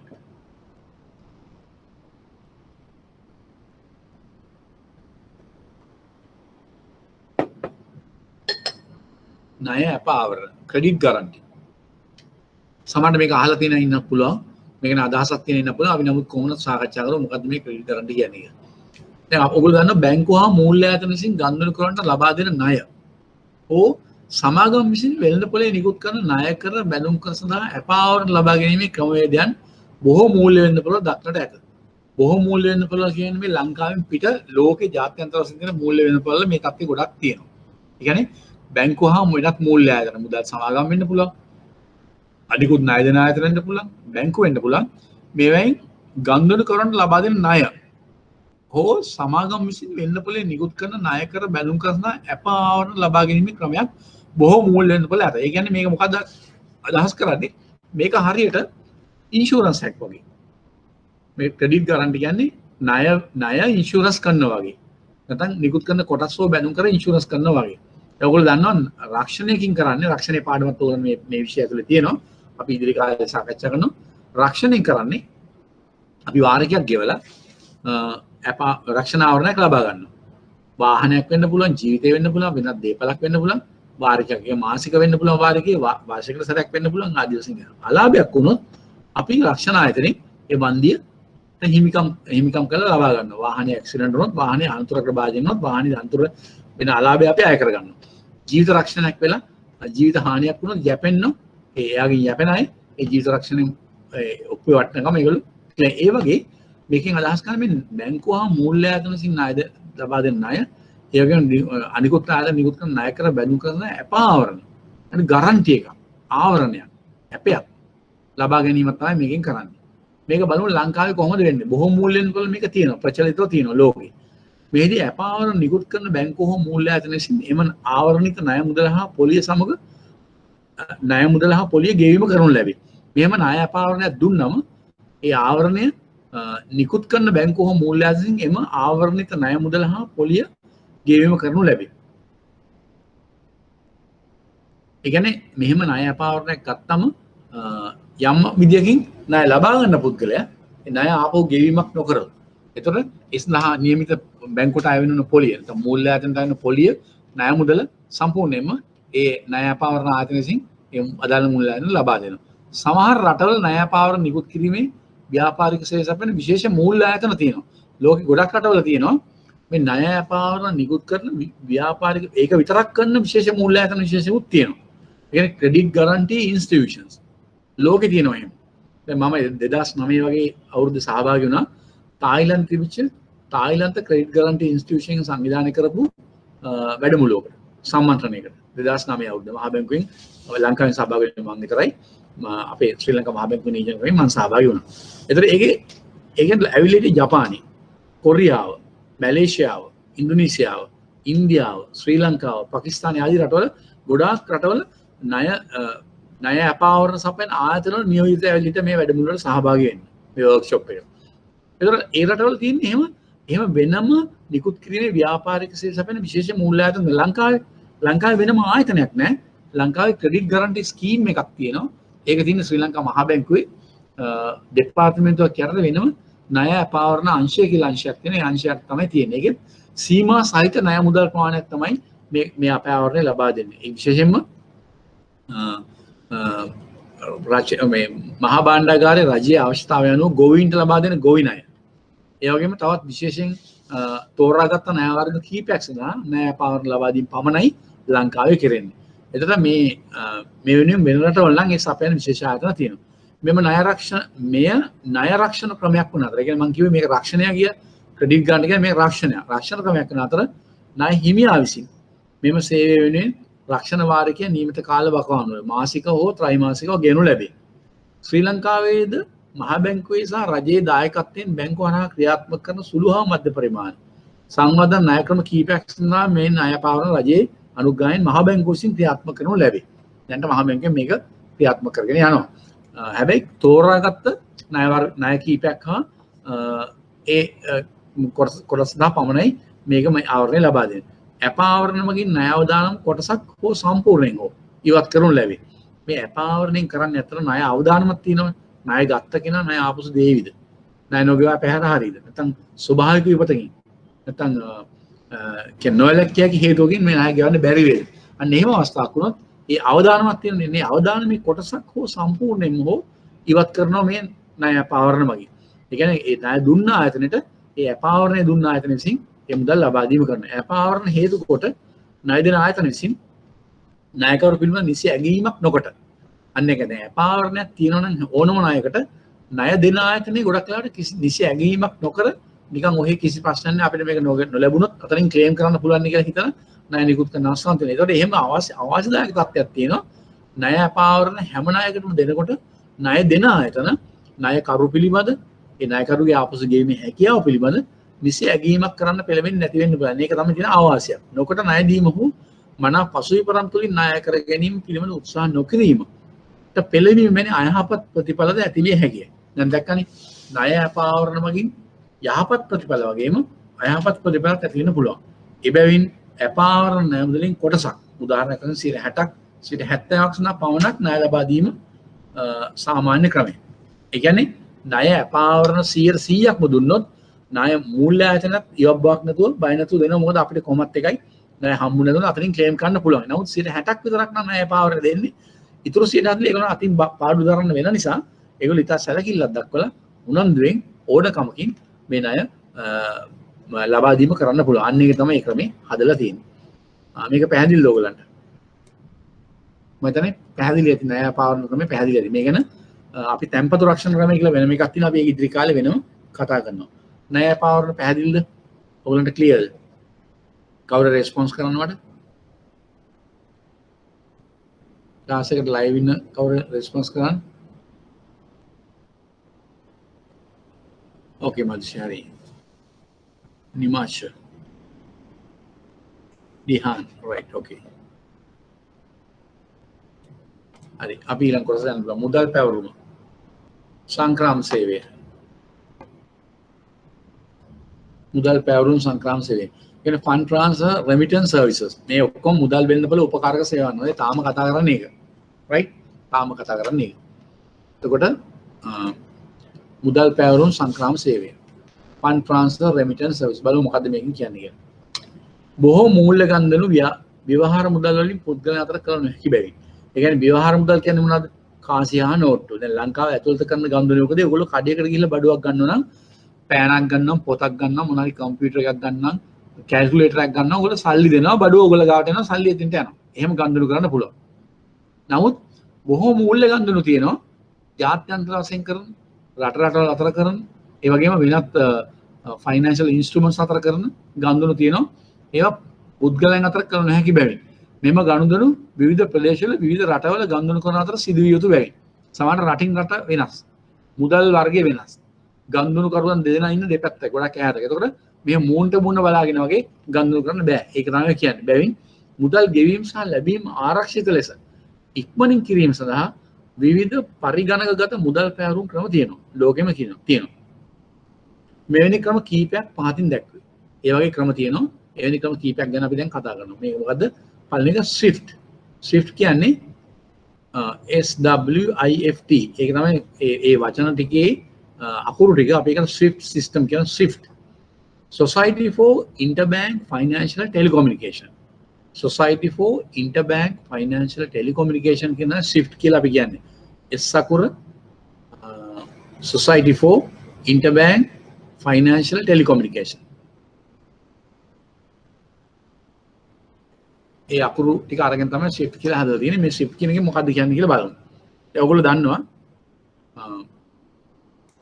මේ ජාත්‍යන්තර බැංකු අතර මුදල් සංක්‍රාම සඳහා පවතින ක්‍රමයක්. මුදල් දැන් ලෝකේ රටවල් අතර බැංකු තියෙනවානේ. ඒ අතර ගනුදෙනු හුවම වෙද්දී වෙන ක්‍රමයක් SWIFT ක්‍රමය කියන්නේ. බැංකු වල වැඩ කරන අය මේක දන්නවා.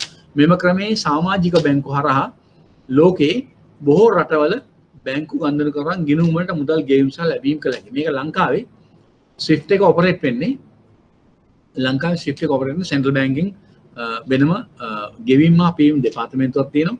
ඒ ගෙවීම් හා පීම් දෙපාර්තමේන්තුව SWIFT කියලා වෙනම ඩිවිෂන් එකක් තියෙනවා. ඒ හරහා තමයි මේ ඔපරේෂන්ස් වෙන්නේ. SWIFT හරහා SWIFT ට්‍රාන්ස්ෆර්ස් වෙන්නේ. ඒතකොට මේක ලෝකේ රටවල් අතර වෙන ගනුදෙනු සම්පූර්ණ මේ සිස්ටම් එක හරහා වෙනවා. අපි ඉදිරි කාලේ මේක වෙනම වැඩිදුරටත් කතා කරනවා. ඊළඟ ස්ලිප්ස්. අරක SWIFT මේක ස්ලිප්ස්. බලමු මොකද්ද ස්ලිප්ස් කියන්නේ කියලා. ඔයගොල්ලෝ මේක දන්නවා, බැංකර්ස්ලා දන්නවා. ශ්‍රී ලංකා ඉන්ටර්බැංක් පේමන්ට් සිස්ටම්. ස්ලිප්ස්. ඒ කියන්නේ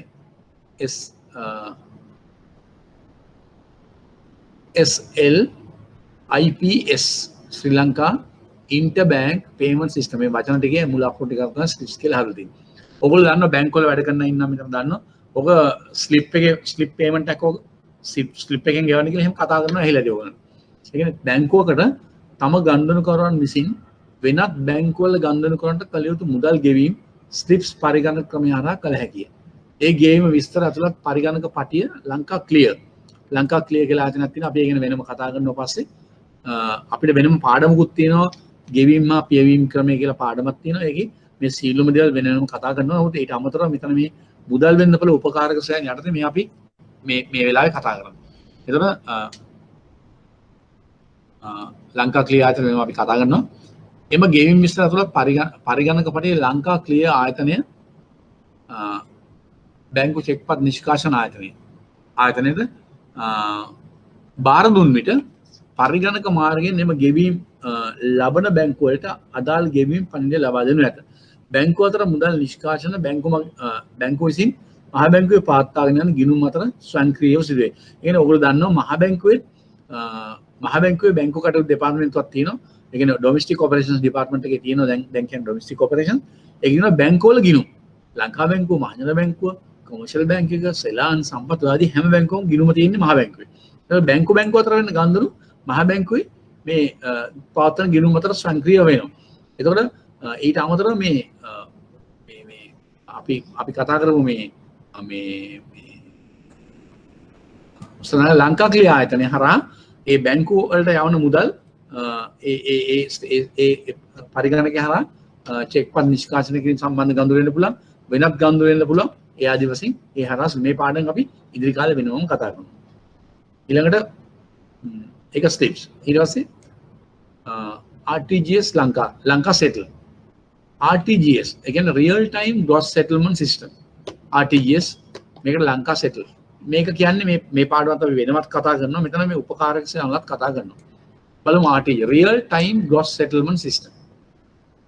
මේක ඔයගොල්ලෝ පැහැදිලි කරගන්න අවශ්‍යයි.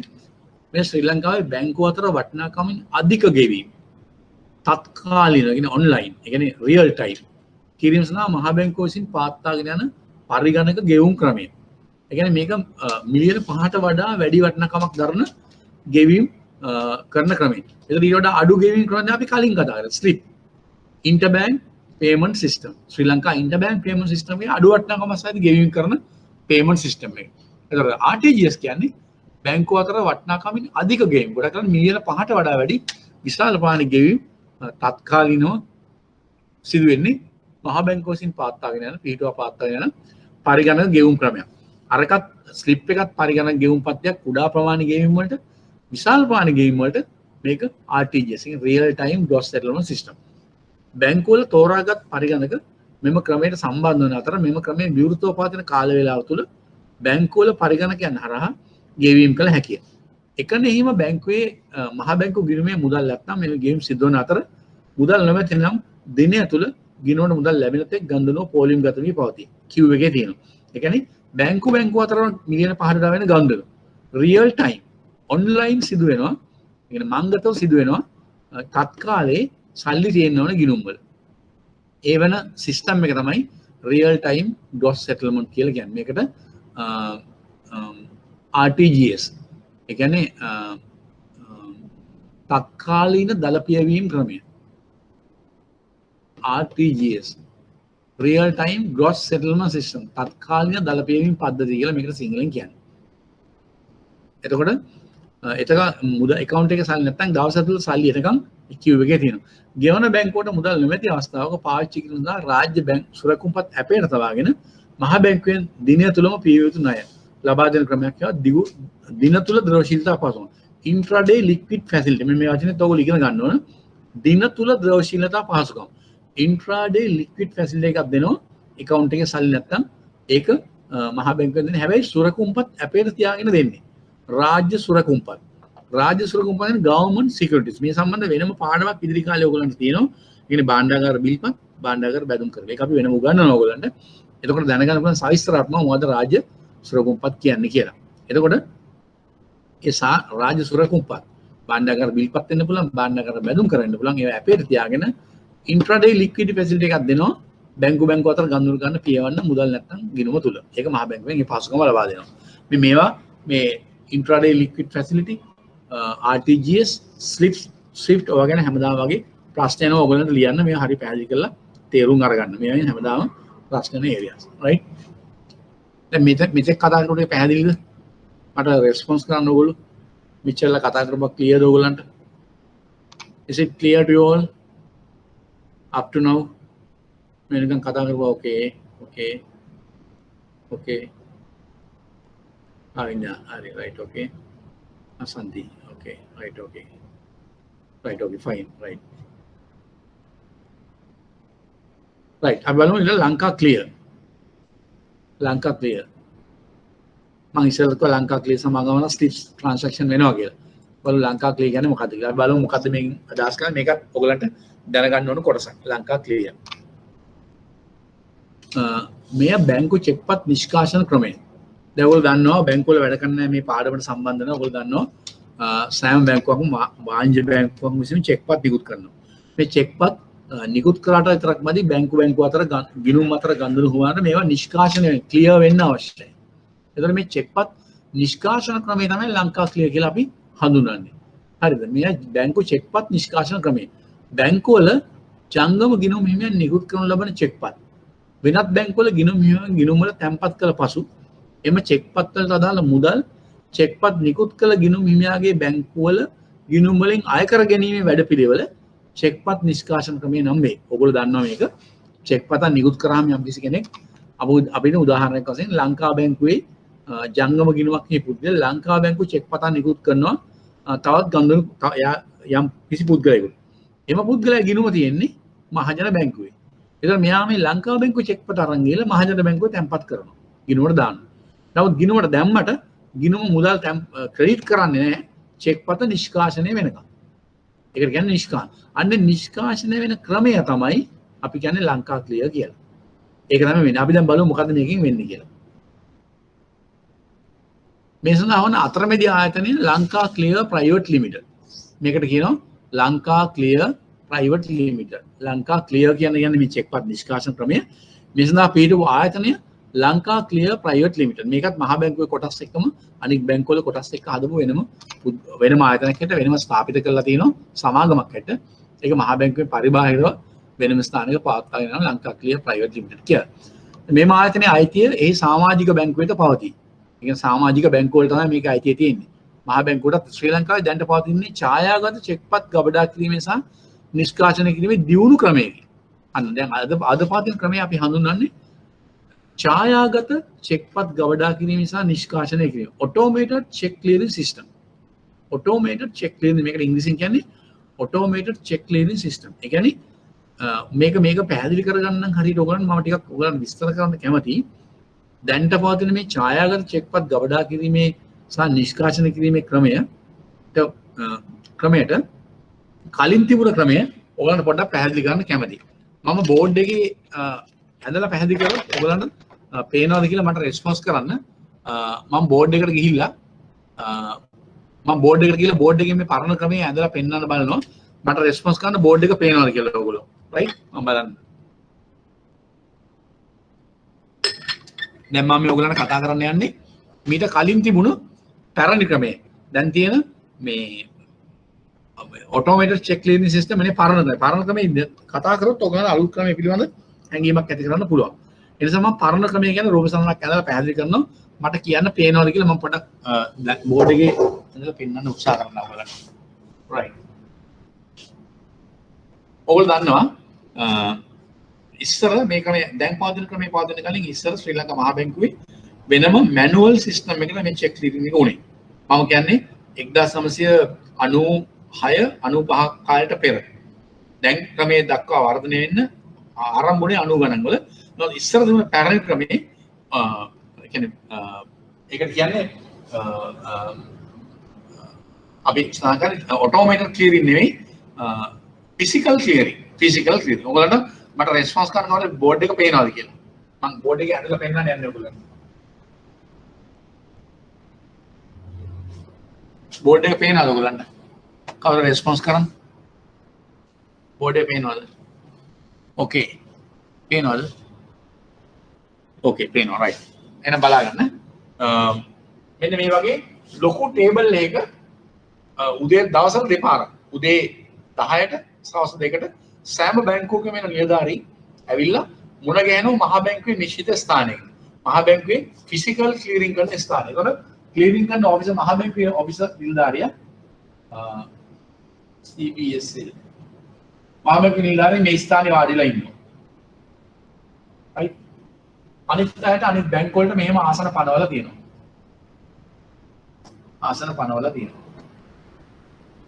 right. අනිත් බැංකුව නිලධාරියා ගිහලා මේ විදිහට වාඩි වෙනවා. මහා බැංකුව නිලධාරියා මෙතන වාඩිලා ඉන්නවා. එතකොට මේ ෆිසිකල් ක්ලියරින් එක පටන් ගන්නකොට කිසියම් වෙලාවක් තියෙනවා. ඒ වෙලාව වෙනකොට ඔක්කොම නිලධාරීන් බැංකුවල නිලධාරීන් ඇවිල්ලා ඉන්නවා. දැන් අපි හිතමු මෙතන ඉන්නේ BOC එකකින් ආපු කෙනා. මෙතන ඉන්නේ People's Bank එකකින් ආපු කෙනා. අපි එහෙම හිතමු. දැන් මේක පැහැදිලි කරගන්න අපි එහෙම බලමු. මේ බැංක් ඔෆ් ස්ටේට්මන්ට් ඔෆිසර් එයා අරන් එනවා වෙන වෙනම මිටි අරගෙන එනවා. ලංකා බැංකුවේට ඇවිල්ලා තියෙන චෙක්ස් ඒගොල්ලන් ගිණුම් වලට ඇවිල්ලා තියෙන චෙක්ස් මහජන බැංකුවෙන් සමහරකට සම්පත් බැංකුවෙන් සමහරට සෙලාන් බැංකුවෙන් සමහරට කොමර්ෂියල් බැංකුවෙන් සමහරට වෙනත් ආදි වශයෙන් වෙනත් බැංකු වලින් HNB ආදි වශයෙන් අනිත් බැංකු වලින් ඇවිල්ලා තියෙන චෙක්ස් වෙන වෙනම බන්ඩල් කරලා අරන් එනවා. එතකොට මේ ස්ථානයේදී උදේ 10ට හම් වෙනකොට ඒගොල්ලෝ මේ ලංකා බැංකුව නිලධාරියා අනිත් බැංකු වලින් ඒගොල්ලන් ගිණුම් වලට බැර වෙන්න ඇවිල්ලා තියෙන චෙක්ස් ටික මේගොල්ලන්ට ලබා දෙනවා. කාටද? ඒ බැංකු වලට ලබා දෙනවා. මිටි වෙනම අරන් එනවා. ඒ වගේ තමයි මේ මහජන බැංකුවෙන් ආපු නිලධාරියා එයා අරන් එන ඒ අනිත් බැංකු වලට ලබා දෙන චෙක්ස් ටික වෙන වෙනම ලබා දෙනවා ඒගොල්ලන්ට. මෙතෙන්දී මේගොල්ලෝ කරන්නේ මොකද්ද? කුමාරු කර ගැනීම. ලංකා බැංකුවේ නිලධාරියා එයාගෙන් ඒගොල්ලන්ට ඇවිල්ලා අනිත් සියලු බැංකු වල චෙක්ස් ටික වෙනම මිටි වශයෙන් බෙදලා ලබා දෙනවා. අනිත් බැංකුවල අයත් ඒගොල්ලන්කින් අනිත් බැංකුවලට යන තියෙන වෙනම ලබා දුන්නා මෙතන හෝමාරුවක් එනවා. මේක උදේවරුේ වෙලා මේගොල්ලෝ උදේ කාලේ මේක අරගෙන හෝමාරුව කරන අපෝ යනවා. ගිහලා හවසට ඇවිල්ලා ආයෙත් සවස් 2ට මේක උදේ 10ට ආයෙ 2ට ඇවිල්ලා මේ ස්ථානෙම හම්බෙලා ඒව නැවත ඒ සම්බන්ධව ඔවුන්ගේ ක්ලියරන්ස් එක දෙනවා. ඒ කියන්නේ නිෂ්කාශනය කරන ඕකේ. දැන් අපි හිතමු උදාහරණයක් වශයෙන් ලංකා බැංකුවේ තාම ලක්ෂ 10ක චෙක් පතක් මහජන බැංකුව ගිණුම් කර මහජන බැංකුවේ account එකෙන් ඇවිල්ලා තියෙනවා. ඒතකොට මේක මේ ලංකා බැංකුවේ ඒ ගිණුම් විමයට බැර කරන්න කලින් මහජන බැංකුවේ මේ නිලධාරියට දීලා චෙක් කර ගන්න ඕන ගිණුමේ සල්ලි තියෙනවා. මේක හරියද? නිවැරදිද? මහජන බැංකුවේ මේ චෙක් පතක් නම් මේක මහජන බැංකුව චෙක් පත නිකුත් කරනවා. මේගොල්ලෝ ක්ලියර් කරනවා. ඒ ගිණුමේ සල්ලි හවසට ඇවිල්ලා දෙනවා. එතකොට ඒක අරන් ගිහලා තමයි ඒගොල්ලෝ මේ ගිණුමට මේ මුදල් බැර කරන්නේ. අන්න ඒ ආදි වශයෙන් අනිත් බැංකුව ඒකට ක්‍රියාත්මක වෙනවා. මම හිතන්නේ මේක පැහැදිලි ඇති ඔයගොල්ලන්ට. මේ මම කිව්වේ කලින් ෆිසිකල් වෙච්ච ක්‍රමය. මේ ක්‍රමයේ මේ පිළිබඳව පැහැදිලි වුණාද ඔයගොල්ලන්ට? මම කියන ක්‍රමයේ පැහැදිලි වුණාද? මේ ෆිසිකල් ක්ලියරින් එක මම පැහැදිලි කරේ. මට රෙස්පොන්ස් කරන්න කවුරු හරි? Okay, right, fine, right. හරි. I think it's clear to all, right. එතකොට දැන් මේක තමයි අපි කතා කරමු කලින් මේ දැන් තියෙන ක්‍රමයට කලින් තිබ්බ ක්‍රමය. දැන් අපි පාඩමට එනවායි. එතකොට ශ්‍රී ලංකාවේ දැන්ට පවතින්නේ ඡායාගත චෙක්පත් ගබඩා කිරීම සහ නිෂ්කාශනය කිරීමේ දියුණු ක්‍රමයක්. දැන් ඔය මම ඔය රූප සමයක් ඇඳලා පැහැදිලි කරලා පෙන්නේ පරණ ක්‍රමය. ඔය පරණ ක්‍රමනේ දැන් තියෙන දියුණු ක්‍රමයක්. දැන් මේ දියුණු ක්‍රමයෙන් වෙන්නේ දැන් ඔතන බැංකුවල වැඩ කරන්න ඉන්න පුළුවන් මේ පාඩමත් එක්ක ඒගොල්ලෝ කොහොමද දන්නව? දැන් අද වෙන්නේ අද කාලේ වෙන්නේ කිසියම් බැංකුවකට තවත් බැංකුවක චෙක් එකක් ලැබුණොත් වෙනත් බැංකුවක ගිණුම් හිමියෙක්ගේ චෙක් එකක් තමන්ගේ බැංකුවේ ගිණුමකට බැර කරන්න ලැබුණොත් ඒ අය කරන්නේ අපි තව එකක් මට අමතක වුණා කියන්නේ අර පරණ ක්‍රමයේ යටතේ චෙක් පතක් ක්ලියර් වෙන්න දවස් 3ක් යනවා. පැරණි ක්‍රමයේ යටතේ චෙක් පතක් ක්ලියර් වෙන්න දවස් 3ක් යනවා. ඒ කියන්නේ T+3. ඒකට අපි කියනවා T+3. T කියන්නේ tenor කාලය. දවස් 3ක් ගත වෙනවා. ඒක කියනවා T+3. හරිද? අපි ඒකට කියනවා T+3. අපි මේ පරණ ක්‍රමයට කියනවා T+3. මේකට කියනවා T+3. කියන්නේ ක්ලියර් වෙන්න දවස් 3ක් කාලයක් ගත වෙනවා. මේක ක්ලියර් වෙන්න දවස් 3ක් කාලයක් ගත වෙනවා. හරි. එතකොට දැන් මට කියන්න ඕන අලුත් ක්‍රමය ගැන. එතකොට දැන් අලුත් ක්‍රමයේදී වෙන්නේ දැන්ට පවතින්නේ ඡායාගත චෙක්පත් ගබඩා කිරීම නිසා නිෂ්කාශනය කරන දියුණු ක්‍රමය. මොකද්ද මේකෙන් වෙන්නේ? දැන් අපි හිතමු දැන් කිසියම් බැංකුවකට චෙක් පතක් ලැබුණොත් වෙනත් බැංකුවක චෙක් පතක් ඒ ගිණුමේ ඒ බැංකුවේ ගිණුම් කරුවෙක් තැන්පත් කරන්න එම බැංකුව විසින් ශාඛාව විසින් ප්‍රධාන කාර්යාලයට යවන්න අවශ්‍යත් නැහැ. ශාඛාව විසින් කෙලින් මේක ස්කෑන් කරලා ස්කෑන් ඩොකියුමන්ට් එකක් කරලා ඒක යවනවා අර ලංකා ක්ලියර් ලිමිටඩ් වෙන ආයතනයට ස්කෑන් ඩොකියුමන්ට් එකක් හැට through email send කරන්න පුළුවන්. ඔයගොල්ලෝ දන්නවා ස්කෑන් කරලා චෙක් එක ඒක ඩොකියුමන්ට් එක send කරනවා ලංකා ක්ලියර් ආයතන. ඒතකොට ඒ ලංකා ක්ලියර් ආයතන ගියාම ඒගොල්ලන්ට එහෙම අනිත් ලංකා හැමතැනින්ම බැංකු වලින් එන චෙක්ස් එහෙම queue එකක් තියෙනවා. queue එකේ ඇවිල්ලා ඊට පස්සේ through system ඒ කියන්නේ automated clearing system එකේ ගිහිල්ලා clearing ඒ machine එක හරහා ඒක යවුවම clear වෙනවා. clear වෙලා හවස් වෙනකොට අද උදේ එව්වොත් චෙක් පතක් හවස් වෙනකොට ක්ලියරින් සර්ටිෆිකේට් එක ඒ කියන්නේ චෙක් එක ක්ලියර්ද රිජෙක්ට්ද කියලා එනවා. එතකොට එදා දවසේ හවස හෝ පසුදා උදේ එතකොට චෙක් පත ගිණුමට මුදල් බැර ගන්න බෑ. එතකොට මේකට කියන්නේ කලින් දවස් 3ක් ගියා. දැන් යන්නේ එක දවසයි. එතකොට අපි මේක දැන් අලුත් ක්‍රමයට කියනවා T+1. මේකට කියනවා T+1 කියලා. ඒක මතක තියාගන්න. T+3 මේක T+1. එතකොට මේ තියෙන ක්‍රමය ශ්‍රී ලංකාවේ දැන්ට පවතින්නේ ඡායාගත නිෂ්කාශන දියුණුව. මෙහිදී චෙක්පත් ලද බැංකුව විසින් ඒවා පරිගණක මාර්ගයෙන් ඡායාගත කොට එම ඡායා පරිගණක තැටිගත කොට ලංකා ක්ලියර් ආයතනයේ ප්‍රාදේශීය කාර්යාලයට යවනු ලැබේ. එම කාර්යාලය විසින් එම ඡායාගත චෙක්පත් විද්‍යුත් මාර්ගයෙන් ලංකා ක්ලියර් ආයතනයේ චෙක්පත් නිෂ්කාශන පරිගණක ක්‍රමයට සංක්‍රාමක කරනු ලැබේ. එසේම සමහර බැංකු ශාඛාවලට කෙලින්ම ඡායාගත චෙක්පත් විද්‍යුත් මාර්ගයෙන් ලංකා ක්ලියර්ට යවිය හැකි පහසුකම් තියෙනවා. සමහර ශාඛාවලට කෙලින්ම යන සමහර මේවා හරහා යවන්න ඕනේ. මෙම චෙක්පත් ලංකා ක්ලියර් ආයතන සතු සංක්‍රීය ක්‍රමයට නිෂ්කාශනය කොට සෑම බැංකුවකටම ලැබිය යුතු සහ ගෙවිය යුතු ශුද්ධ ශේෂයන් RTGS හරහා අපි කලින් කිව්ව RTGS ලොකු ගාණක් නම් මිලියන 5ට වැඩි නම් RTGS හරහා මහ බැංකුවේ ඇති ගිණුම් බැංකු ගිණුම් වලට වාර්තා වෙලා එතනින් ඩෙබිට් ක්‍රෙඩිට් වෙනවා. දවල් 12ට පෙර බැංකුවක තැන්පත් කරන චෙක් පසඳා ගිණුම් වලට ඊට පසු දින T+1 මුදල් ලැබෙන අතර ඊට පසු තැන්පත් කරන චෙක් පසඳා මුදල් ඊළඟ දෙවන වැඩ කරන දේ T+2 ගිණුම් වලට ලැබේ. ඒ කියන්නේ 12ට පෙර තැන්පත් කරොත් 3+1 ක්ලියරින් එකක් එනවා. නැත්නම් T+2 වෙන්නේ. අතන මේක පැහැදිලි ඇති. ලංකා ක්ලියර් මේක වෙන චෙක්පත් පැරීමේ සංක්‍රිය චෙක්පත් පැරීමේ ක්‍රමය. මේක මම කලින් ක්‍රමෙත් කිව්වා, දැන් ක්‍රමෙත් කිව්වා. ඒක පැහැදිලිද? පැහැදිලිද ඔයගලන්ට? පැහැදිලිද? clear to all? Okay, fine. Right. පාඩම නේම right නේද? right. අපි ඒකට ඒ කොටස කතා කරා. ඊළඟට තව තියෙනවා ජාත්‍යන්තර ආයතනික මුදල් පැවරුම් ක්‍රම. international fund transfer systems තියෙනවා. ඒ කියන්නේ මේවා සමහරට formal informal දෙකම තියෙන්න පුළුවන්. අපි බලමු මේවා මොනවද කියලා. ජාත්‍යන්තර ආයතනික මුදල් පැවරුම්. තාම අපි කතා කරන්නේ මුදල් වෙළඳපොළ උපකාරක සේවා කියන පාඩම. පැහැදිලිනේ? මුදල් වෙළඳපොළ උපකාරක සේවා. හරි. බලමු ජාත්‍යන්තර ආයතනික මුදල් පැවරුම් ක්‍රම මොනවද කියලා. මේවා බැංකු සහ පෞද්ගලික නියෝජිත ආයතන සමූහයකින් සමන්විත ආයතන ජාලයක් තුළින් රටකින් රටකට මුදල් ලැබෙහි ක්‍රමයක්. බැංකු සහ පෞද්ගලික නියෝජිත ආයතන සමූහයකින් සමන්විත ආයතන ජාලයක්. in organization network එකක්. හරහා රටකින් රටට මුදල් ලැබීම ක්‍රමයක්. උදාහරණ ලෙස Western Union. ඔයගොල්ලෝ අහලා තියෙනවා Western Union. MoneyGram. දක්වන්න පුළුවන්. යම් රටක විසෙන පුද්ගලයෙකුට යම් මුදල් ප්‍රමාණයක් තවත් රටක පුද්ගලයෙකුට හෝ ඔහුගේ ගිණුමට යැවිය හැකිය. මේ මුදල් ප්‍රමාණය යවන්නාගේ රටේ මුදලින් බාර දී ලබන්නාගේ රටේ මුදලින් හෝ වෙනත් පිළිගත් ජාත්‍යන්තර මුදලකින් හෝ ලැබීමට ගෙවීමට සලස්වනු ඇත.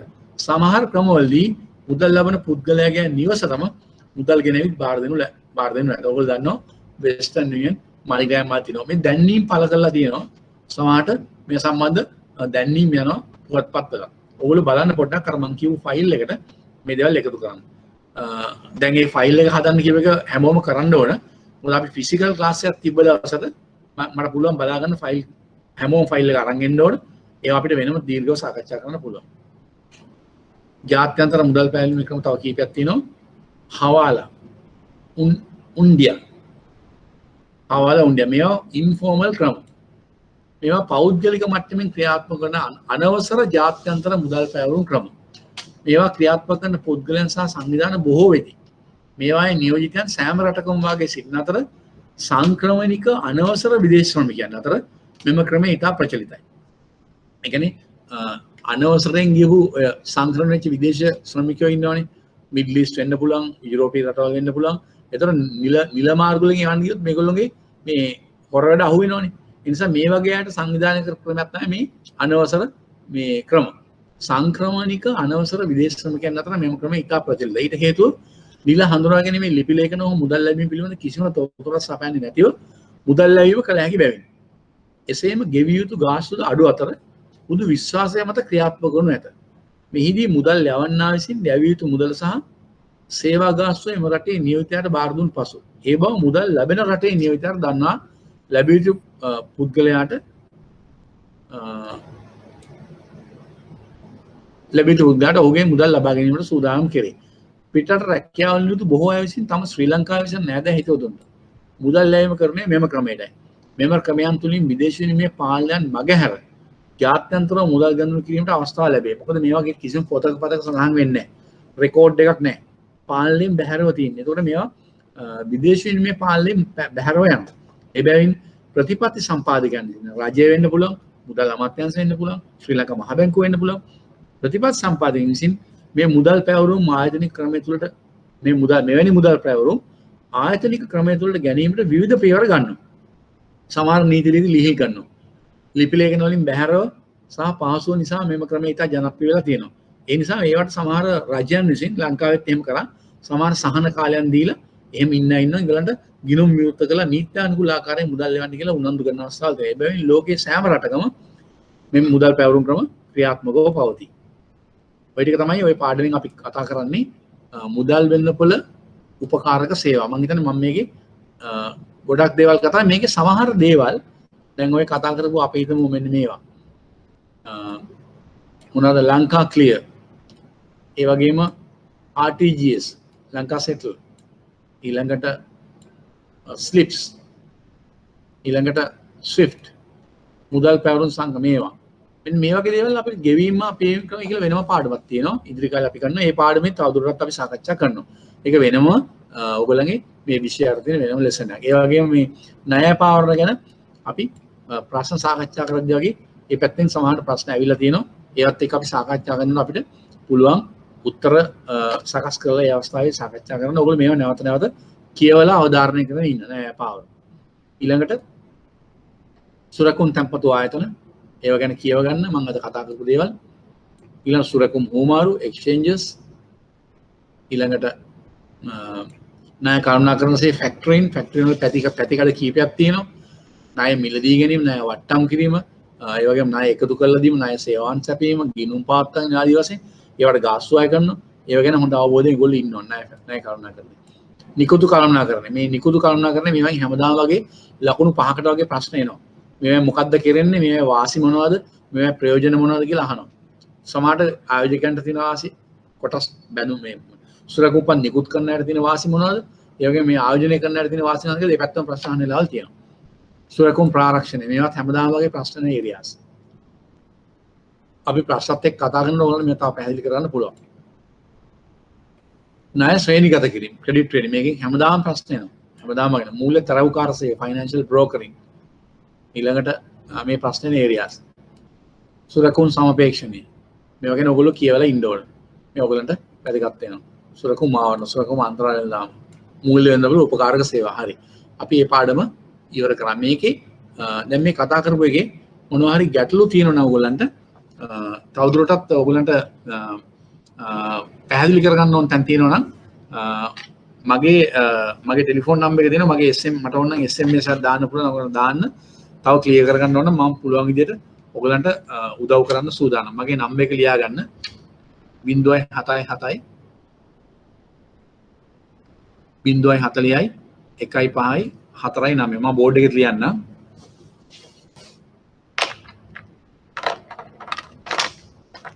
077යි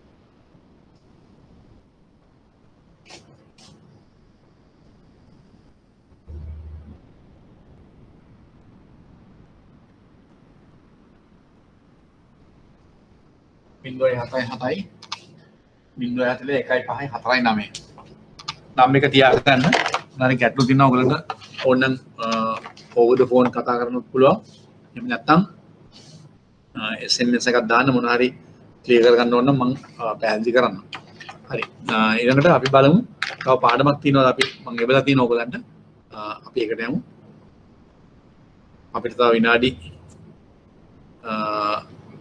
20ක 25ක කාලයක් තියෙනවා කොටස් සුරකුම්පත් වෙළඳපොළ සේවාවන් මෙන්න මේ පාඩම මේක හැමෝලඟම ඇති මම හිතන්නේ නෝට් එක ඇවිල්ලාද ඔයගොල්ලන්ට ඒ වෙලාවේදී හැමෝලඟම තියෙනවා මේක කොටස් සුරකුම්පත් වෙළඳපොළ සේවාවන් මේ ලෙසන් එක තියෙනවද මට රෙස්පොන්ස් ගන්න කවුරුයි මේ ලෙසන් එක තියෙනවා ඇවිල්ලා ඕකේ රයිට් හැමෝගාම ඇති රයිට් බලමු මේ පාඩම දැන් කොටස් සුරකුම්පත් වෙළඳපොළ සේවාවන් කොටස් ෂෙයාර්ස් අපි මේවා ගැන ටිකින් ටික කලින් පාඩමෙත් පොඩ්ඩක් සමහර තැන්වල සඳහන් වුණා කොටස් නිරතුරුවම මිලදී ගන්න විකුණනු ලබන හෝ හුවමාරුන වෙළඳපොළ කොටස් වෙළඳපොළ ලෙස හඳුන්වනවා අපි සාමාන්‍යයෙන් වෙළඳපොළක් කියන්නේ මාකට් ප්ලේස් කියන්නේ ඒකනේ බඩු නම් මිලදී ගන්න විකුණන ස්ථානේ හම්බෙන ස්ථානේ ඔයගොල්ලෝ දන්නවා ගමේ නම් සතිපොළ කඩපොළ නැත්නම් දිනපතා දිනපොළ ඔහොම ආදි වශයෙන් තියෙනවා ගම්වලක් තියෙනවා නගරවලක් තියෙනවා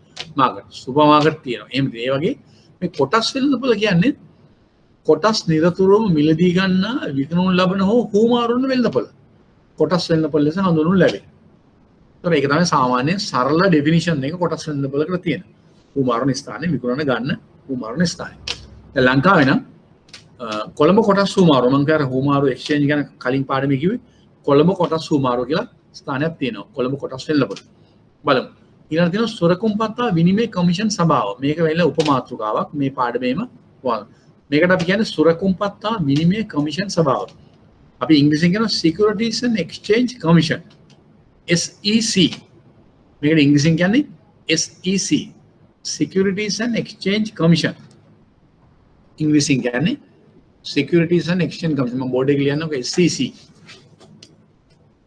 SEC. S.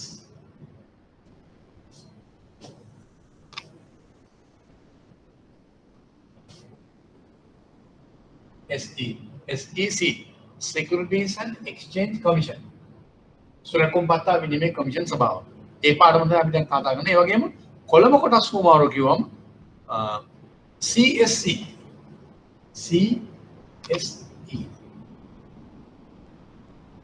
Colombo Stock Exchange.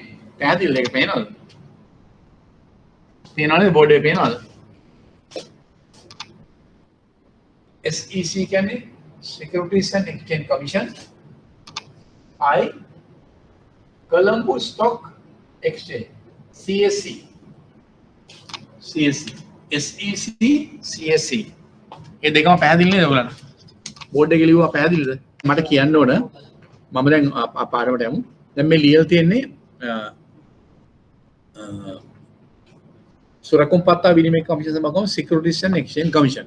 ඉංග්‍රීසියෙන් අපි කියන්නේ Colombo Stock Exchange ගම CSE.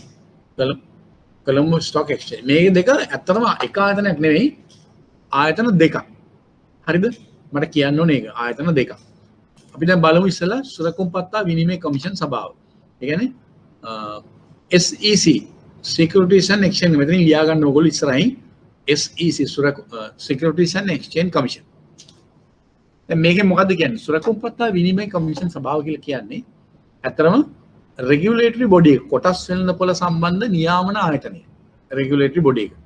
එතකොට අපි මේවා ගැන මේ නියාමනයේ අධීක්ෂණය ගැන එහෙම වෙනම පස්සේ කතා කරනවා. කොටස් වෙළඳපොළ රෙගියුලේට් කරන එක නියාමනය කරන ආයතන තමයි සුරකුම්පත්තා විනිමය කමිෂන් සභාව. එතකොට මෙතන ප්‍රාග්ධන වෙළඳපොළ නියාමනය කිරීම තුලින් රෙගියුලේට් නියාමනය කියන්නේ රෙගියුලේට් ප්‍රාග්ධන වෙළඳපොළ නියාමනය කිරීම තුලින් ආයෝජකයන්ගේ විශ්වාසය තහවුරු කිරීම වෙළඳපොළ යහපත් ක්‍රියාකාරීත්වයක් මගින් ආර්ථික සංවර්ධනය සඳහා වූ පසුබිම සැකසිය හැකියි. ඒතර සුරකුම්පත්තා විනිමය කමිෂන් සභාව පනත මගින් වෙළඳපොළ අවශ්‍යතාවයන් සහ ජාත්‍යන්තර හොරු පුරුදු මත පදනම් වූ නියාමන රාමුවක් ක්‍රියාත්මක කිරීම ආරම්භ කරගෙන තිබේ. අන් දැක්කනේ දැන් ඔය සුරකුම්පත්තා විනිමය කමිෂන් සභාව පනතක් තියෙනවා. 1987 අංක 36 දරන සුරකුම්පත්තා විනිමය කමිෂන් සභාව පනත.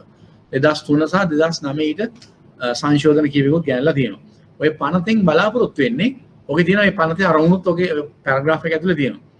සුරකුම්පත්තා විනිමය කමිෂන් සභාව පනත මගින් වෙළඳපොළ අවශ්‍යතාවයන් සහ market requirement වෙළඳපොළ අවශ්‍යතාවයන් සහ ජාත්‍යන්තර හුරු පුරුදු මත පදනම් වූ නියාමන රාමුවක්. ඒ කියන්නේ international practices වලට හරියන විදිහට නියාමන රාමුවක් ක්‍රියාත්මක කිරීම තමයි මේ පනතේ අරමුණ. ඒතර කොහේ හරි තැනක ප්‍රශ්නයක් ඇහුවොත් ඕගොල්ලන්ගේ සුරකුම්පත්තා විනිමය කමිෂන් සභාව පනතේ ඒකේ පැනවීමේ අරමුණ කියලා ඇහුවොත් ඕවා තමයි ඔයගොල්ලෝ කියන්න ඕනේ. ඒ වගේම ප්‍රාග්ධන වෙළඳපොළ නියාමනය කිරීම. ඒ කියන්නේ කොටස් වෙළඳපොළ නියාමනය කිරීම වලින් ආයෝජකයන්ගේ විශ්වාසය තහවුරු වෙනවා. ලංකාවට මුදල් ආයෝජනය කරන්නේ නින්නේ කොටස් වෙළඳපොළේ මුදල් ආයෝජනය කරන දේශීය හෝ විදේශීය ආයෝජකයන්ට මේක නියාමනය කරනවා ප්‍රමාණිකූලව නීත්‍යානුකූලව මේ වැඩ කටයුතු සිදු වෙනවා කියලා ඒගොල්ලන් නම් විශ්වාසයක් ඇති වෙනවා. එහෙම වුණාම තමයි යහපත් ක්‍රියාකාරීත්වයක් ඇති වෙන්නේ කොටස් වෙළඳපොළේ. එහෙම වුණොත් පමණයි ආර්ථික සංගතනව පසුබිම සැකසෙන්නේ. මොකද ගොඩාක් රටවල් ලෝකෙ ගොඩක් රටවල පෞද්ගලිකංශයේ දායකත්වයේ ගොඩක් ඉහළින් තියෙනවා ආර්ථික සංවර්ධනයට. පෞද්ගලිකංශයේ දායකත්වය ඉහළින් ලැබෙන්න නම් පෞද්ගලික ආයතන දියුණු වෙන්න ඕන. පෞද්ගලික ආයතන යම් ව්‍යාපාර කර්මාන්තවල යෙදෙන්න ඕන. ඒ සඳහා අරමුදල් යොදා ගැනීමේ ක්‍රමය ක්‍රමානුකූලව නීත්‍යානුකූලව නියාමනය වෙන්නේ කොටස් වෙළඳපොළ තුලින්. ඒ කියන්නේ ඒ සඳහා තමයි සුරකුම්පත්තා විනිමය කමිෂන් සභාව පිටවල තියෙන්නේ. ඒක ඔයගොල්ලන්ට පැහැදිලි වෙන්න අවශ්‍යයි. මේක පැහැදිලි ඇති. ඊළඟ මේ කොටස් කුමාරු සේවා සඳහා බලපත්‍රය. ඒතකොට ඒ අන්නේ සුරකුම්පත්තා විනිමය කමිෂන් සභාව පනතේ ඒ නීතිය අනුව බලතල අනුව ලබාගත් බලපත්‍රයක් ප්‍රකාර තමයි කොළඹ කොටස් හුවමාරුව පවත්වාගෙන යන්නේ. කොළඹ සුරකුම්පත් හුවමාරුව පවත්වාගෙන යන්නේ ඒ අර්ථයේ ලබාගත් බලපත්‍ර සහ නීත්‍යානුකූල බලපත්‍රය අනුව. එතකොට සුරකුම්පත් විනිමය කමිෂන් සභාව කොළඹ කොටස් හුවමාරුවක් කියන්නේ එකක් නෙමෙයි දෙකක් කියන එක ඕගොල්ලෝ තේරුම් ගන්න අවශ්‍යයි. හරිනේ? right. කොටස් හුවමාරු සේවාව සඳහා බලපත්‍ර ලබාගත යුතු බව. මේ කොටස් හුවමාරු කිරීම. ඒ කියන්නේ සිකියුරිටිස් එක්ස්චේන්ජ් තරවු කරවන්න බලපත්‍ර ලබා ගන්න ඕන.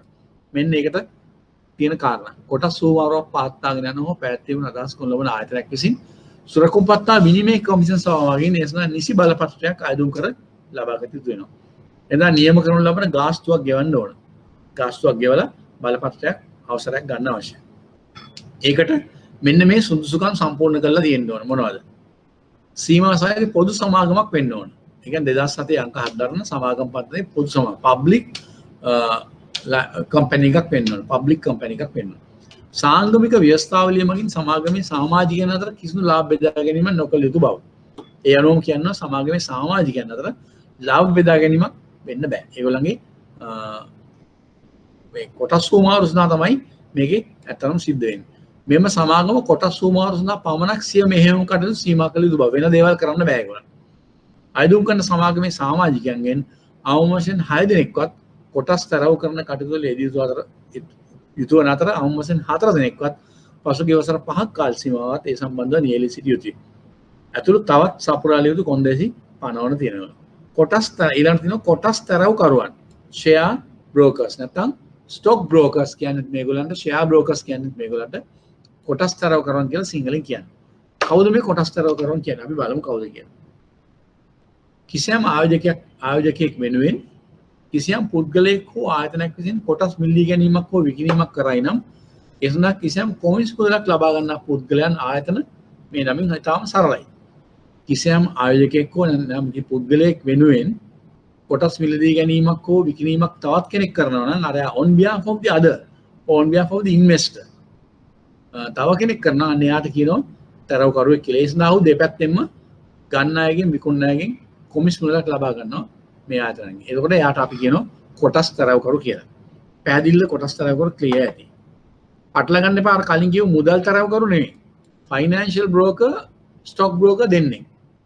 ඒක මට කියන්න ඕනේ මෙතන. පැහැදිලිව ප්‍රශ්න ඇවිල්ලා දිනවා මේ විදිහට. මේ ස්ටොක් බ්‍රෝකර් ගැන කතා කරන්නේ. right? Stock broker. ඔන්න ඊළඟට තියෙනවා මුදල් තරවකරු, money brokers. දැන් ඔයගොල්ලෝ හිතයි ඇයි මේ කොටස් වෙන්න පොළ පාඩම ඇතුලේ මුදල් තරව කරන money brokersලා දැම්මේ කියලා. මම ඒක එක ළඟ දැම්මේ මේ දෙක වෙනස ඔයගොල්ලන්ට පැහැදිලි කරන්න ඕන නිසා. ඒ නැතුව හිතන්න එපා කවුරුත් මේ money brokersලා කියන්නේ stock brokering කොටස් වෙන්න පොළේම ආයතන කියලා. පැහැදිලිව තේරුම් ගන්න. money brokersලා කියන්නේ කොටස් වෙන්න පොළේ ආයතනයක් නෙවෙයි. නමුත් කොටස් වෙන්න පොළ කොටස් තරව කරන ළඟම money brokersලා ගැන මම සඳහන් කරේ. ඔයගොල්ලෝ මේ දෙකේ වෙනස එක ළඟ පැහැදිලි කරලා අවබෝධ කරලා දෙන්න අවශ්‍ය නිසා. ඒක පැහැදිලි නේද කට්ටිය? It's clear to you all? මම කියන එක තේරෙනව නේද? It's clear.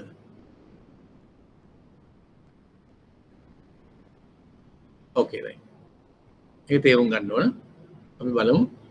දැන් මුදල් තරව කරන අපි බලමු. මේ පාඩම බලමු. මුදල් තරව කරවන්න යන විවිධ වර්ගයේ මුදල් හා සම්බන්ධ කටයුතු හුවමාරු පත්‍ර විකිණීම මිලදී ගැනීමත් මුදල් හුවමාරු කටයුතු සිදු කරන ලබන පුද්ගලයන්. දැන් දැක්කනේ කොටස් හුවමාරුවක් කියන්නේ කොටස් මිලදී ගැනීම විකිණීම කරන තව කෙනෙක් වෙනුවෙන් කරලා දෙපැත්තෙම කමිෂන් එක ලබා ගන්න. මුදල් තරව කරනවා කියන්නේ විවිධ වර්ගයේ මුදල් හා සම්බන්ධ කටයුතු හුවමාරු පත්‍ර. ඒ කියන්නේ exchange papers විකිණීම මිලදී ගැනීම මුදල් හුවමාරු කටයුතු සිදු කරන පුද්ගලයන්. ඒගොල්ලන්ට කියනවා මුදල් තරව. අපි කියනවා money brokers කියලා. ශ්‍රී ලංකාවේ 1980 පවන සිට money brokering කටයුතු සිදු කරන අතර ඔවුන් විසින් අන්තර් බැංකු ඒක්ෂණ මුදල් වෙළඳ පොළ එක ඔවුන් වැඩ කරන ඔවුන් ගනුදෙනු කරන එක වෙළඳ පොළක් අන්තර් බැංකු ඒක්ෂණ මුදල් වෙළඳ පොළ ඉන්ටර් බැංක් කෝල් මනි මාකට්. මේ කලින් අහලා තියෙනවද කවුරුත්? ඉන්ටර් බැංක් කෝල් මනි මාකට් අන්තර් බැංකු ඒක්ෂණ මුදල්. ඒ කියන්නේ ඔයගොල්ලෝ දන්නවා බැංකු අතර ගනුදෙනු සිද්ධ වෙනවා. දැන් සමහර දවසක් අවසානයේ සමහර බැංකුවක මුදල් වැඩිපුර තියෙනවා. එක්සස් ලික්විඩිටි තියෙන්න පුළුවන්. සමහර බැංකුවකට ඊළඟ දවසේ මුදල් ගනුදෙනු පටන් ගන්න මුදල් අවශ්‍ය වෙන්න පුළුවන්. ඒගොල්ලන්ට ෂෝටේජ් එකක් තියෙන්න පුළුවන්. එක්සස් තියෙන අයගෙන් මුදල් අවශ්‍යයට අතර මුදල් ගන්දුණු හුමාරු වෙන්න පුළුවන්. ඒවා කෙලින්ම වෙන්නේ නැහැ. දැන් මෙන්න මේ මුදල් මනි බ්‍රෝකර්ස්ලා හරහා මුදල් තරව කරන හරහා තමයි ගන්දුණු සිද්ධ වෙන්නේ. ඒ කියන්නේ ඉන්ටර් බැංක් කෝල් මනි මාකට්. ඒ කියන්නේ ඒක්ෂණ බැංකු මුදල් වෙළඳ. බැංකු ඒක්ෂණ මුදල් වෙළඳ පුළුවන්. බැංකු අතර ගන්දුණු වෙන්නේ මුදල් තරව කරන හරහා. ඔන්න එක වෙන්න පුළුවන්. රජයේ සුරකුම්පත් වෙළඳ පොළ. ඒක තව වෙළඳ පොළ. මුදල් තරව කරාම වැඩ කරන තවත් වෙන්න පුළුවන්. රජයේ සුරකුම්පත් වෙළඳ පොළ. සුරකුම්පත් වෙළඳ පොළ කියලා කියන්නේ ගවර්න්මන්ට් සිකියුරිටිස් මාකට්. ඒක අපි වෙනම පාඩමක් තියෙනවා ඕගොල්ලන්ට උගන්වන්න රජයේ සුරකුම්පත් වෙළඳපොළ කියලා. ඒතකොට මේ රජයේ සුරකුම්පත් වෙළඳපොළ අපි වෙනම පාඩමක් හැටියට ඕගොල්ලන්ට උගන්වනවා භාණ්ඩාගාර දීපත්, භාණ්ඩාගාර බැලුම් කර ආදී වශයෙන් වෙනම වෙළඳපොළක් තියෙනවා. ඒක අපි වෙනම උගන්වනවා. අන්න ඒ වෙළඳපොළෙත් මේ මුදල් තරව කරුවන් ක්‍රියාත්මක වෙනවා. ඒගොල්ලන්ගෙන් ගන්දනු සිද්ධ වෙනවා. සහ විදේශ විනිමය වෙළඳපොළ තුල කැපී පෙනෙන කාර්යභාරයක් ඉටු කරයි. දැන් මේගොල්ලෝ පේනවා මනි බ්‍රෝකර්ස්ලා වැඩ කරන වෙළඳපොළවල් තුනක් තියෙනවා. මොනවාද? අන්තර් බැංකු ඒක්ෂණ මුදල් වෙළඳපොළ එකක්. රජයේ සුරකුම්පත් වෙළඳපොළ තව එකක්. අනිත් එක තමයි විදේශ විනිමය වෙළඳපොළ තුල. ඔයගොල්ලෝ පටල ගන්න එපා. මේ විදේශ විනිමය වෙළඳපොළ කියන්නේ ලංකාව තුල තියෙන විදේශ විනිමය වෙළඳපොළ. පිටරටවල් නෙමෙයි. පිටරටවල් එක කරන ගඳුරු නෙමෙයි. ජාත්‍යන්තර වශයෙන් කරන ගඳුරු නෙමෙයි. විදේශ විනිමය කියන්නේ ඩොලර් රුපී මාරු කරනවා වෙන්න පුළුවන්. රයිට්? ඩොලර් යුරෝ මාරු කරනවා වෙන්න පුළුවන්. ඩොලර් ස්ටර්ලිං මාරු කරනවා වෙන්න පුළුවන්. රුපී ස්ටර්ලිං මාරු කරනවා වෙන්න පුළුවන්. රුපී යෙන් මාරු කරන්න වෙන ඒ වගේ ලංකාව තුල තියෙන විදේශ විනිමය වෙළඳපොළ. ඒකෙත් මේ මුදල් තරවකරුවෝ ක්‍රියාත්මක වෙනවා. දැන් ඔයගොල්ලෝ දන්නා මුදල් තරවකරුවෝ ලංකාවේ වෙළඳපොළ තුනක ක්‍රියාත්මක වෙනවා. ඒක උගලන් පැහැදිලි ඇති. ඒ වර්තමානයේ මනි බ්‍රෝකරින් සමාගම් 9ක් ශ්‍රී ලංකාව තුල ක්‍රියාත්මක වෙනවා.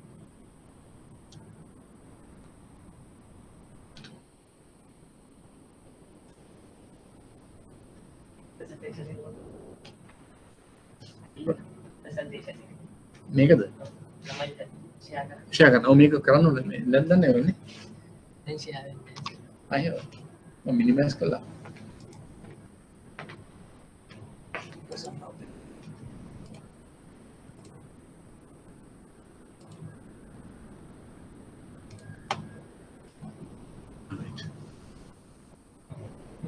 මේක හරියෝ. හරි. ඉන්න මම දැන් ඔයගොල්ලෝ ප්‍රසන්ටේෂන් එක පේනවද? දැන් පේනවද ප්‍රසන්ටේෂන් එක? සිට ඕකේ. ප්‍රසන්ටේෂන් එක පේනවද ඔයගොල්ලන්ට දැන්? ඔව් රෙස්පොන්ස් ගන්න කවුරුද? දැන් පේනවද ප්‍රසන්ටේෂන් එක? now okay. right okay. okay. ඒ කියන්නේ මේ මම දැන් කලින් කතා කරපත් දැක්කේ නැද්ද ඔයගොල්ලෝ? නෝට් එක නැද්ද ඔයගොල්ලෝ ගාව? ළඟත් නෝට් එක තියෙනවනේ right හරි. හරි right okay. හරි දැන් අපි කතා මුදල් තරව කරනවා right. එතකොට මුදල් තරව කරන යන විවිධ වර්ගයේ මුදල් හා සම්බන්ධ කටයුතු හුවමාරු පත්‍ර විකිණීම හා මිලදී ගැනීමත් මුදල් හුවමාරු කටයුතු සිදු කරන පුද්ගලයන්. දැන් මම කියාගෙන ආවේ මේ මුදල් තරව කරන වැඩ කරන මාකට්ස් තුනක් තියෙනවා. අන්තර් බැංකු ඒක්ෂණ මුදල් වෙළඳපොළ, රජයේ සුරකුම්පත් වෙළඳපොළ, දේශීය විදේශ විනිමය ලංකාව තුල තියෙන විදේශ විනිමය වෙළඳපොළ. මේ දැනට මේ සමාගම් 9ක් මේ තුල ක්‍රියාත්මක වෙනවා. 80ට ප්‍රථම 1980 වෙනිදා තමයි මුදල් තරවකාර සමාගම් ක්‍රියාත්මක වෙන්නේ. 80ට ප්‍රථම මුදල් තරවකාර සමාගම් බිහිවන තෙක් විදේශ විනිමය ගන්දනු බැංකු ඒක්ෂණ වෙළඳපොළ තුල ඔවුනොවුන් විසින් සිදු කරනු ලැබිය. ඒ කියන්නේ බැංකු අතර ඒගොල්ලෝ ඩිරෙක්ට් ගන්දනු කරා මේක ඇති වෙන්න කලින්.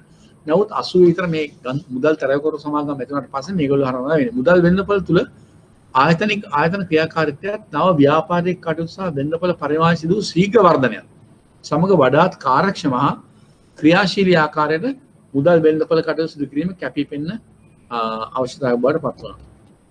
ඒ කියන්නේ විශේෂයෙන්ම 1977 වගේ නිදහස් ලිබරල් ඉකොනොමික් පොලිසි සමුදාදුනාට පස්සේ ඊට පස්සේ කාලේ මේ තත්ත්වයන් එක්ක ගන්දුණු තත්ත්වය රටේ ආර්ථික ක්‍රියාකාරීත්වය වැඩි වුණා. ගන්දුණු පරිමාව වැඩි වුණා. නව බැංකු මුදල් සමාගම් වගේ බිහි වුණා. ඒවත් එක්ක මේ ඇතිවෙච්ච වොලියුම් එකට ෆේස් කරන්න ඒ වගේ ආයතන බිහි වෙන්න අවස්ථාවක් ඇති වෙනවා. ඒක තමයි ඒ වෙනකොට ඇතිවෙච්ච තත්ත්වය. මුදල් තරවකරුවන් ක්‍රියා කරනු ලබන්නේ ඊළඟ එක. මුදල් තරවකරුවන් ක්‍රියා කරනු ලබන්නේ මුදල් වෙළඳපොළ තුළ අතරමැදි කරුවෙකුගේ හැටියට. ඒගොල්ලෝ අතරමැදියකට ක්‍රියා කරනවා. Suppliers of funds or lenders and users of funds or borrowers. ඒ කියන්නේ අතරම මුදල් තරවකරුවන් වැඩ කරන්නේ වැඩිපුර සල්ලි දිනයෙන් අරගෙන සල්ලි අවශ්‍යයට ලබා දෙන හුවමාරු කිරීම පහසුකම් සලස්වන පුද්ගලයා හිට තමයි වැඩ කරන්නේ. මේදී මුදල් වෙළඳපොළ තුල කෙටි කාලීන අවශ්‍යතාවයන් short term borrowing requirement කෙටි කාලින අවශ්‍යතාවය විදේශ විනිමය ගනුදෙනු ප්‍රතිමිලදී ගැනීම repo ප්‍රතිවිකුණුම් reverse repo මේ repo reverse repo කියන දෙකත් අපි ඔයගලන්ට රජයේ සුරකුම්පත් වෙළඳපොළ කියන පාඩමේ වෙනම සාකච්ඡා කරනවා එතකොට ඔයගලන්ට පැහැදිලි කරන්න පුළුවන් repo reverse repo කියන්නේ මොනවද කියන එක ඒ නිසා ප්‍රතිමිලදී ගැනීම ප්‍රතිවිකුණුම් කියන දෙක අපි වෙනම මොකක්ද කියන ඒ concept එක පැහැදිලි කරනවා මෙන්න මේවා මුදල් වෙළඳපොළ තුළ කෙටි කාලින අවශ්‍යතාවයන් විදේශ විනිමය ගනුදෙනු ලංකාව තුළ දේශීය විදේශ විනිමය ගනුදෙනු ප්‍රතිමිලදී ගැනීම ප්‍රතිවිකුණුම් සම්බන්ධ ක්‍රියාකාරකම් වලට මොවුන් සම්බන්ධ වේ. දැන් මුදල් තරයකර සම්බන්ධ වෙන ගනුදෙනු තමයි ඕවා. කියන්නේ වැඩිපුර තියෙන මුදල් තියෙන excess liquidity තියෙන තැන් වලින් lend කරන්න කැමති අයන් අරන් ණයට ගන්න කැමති අයට ලබා දෙන එක මුදල් වෙළඳපොළ තුළ.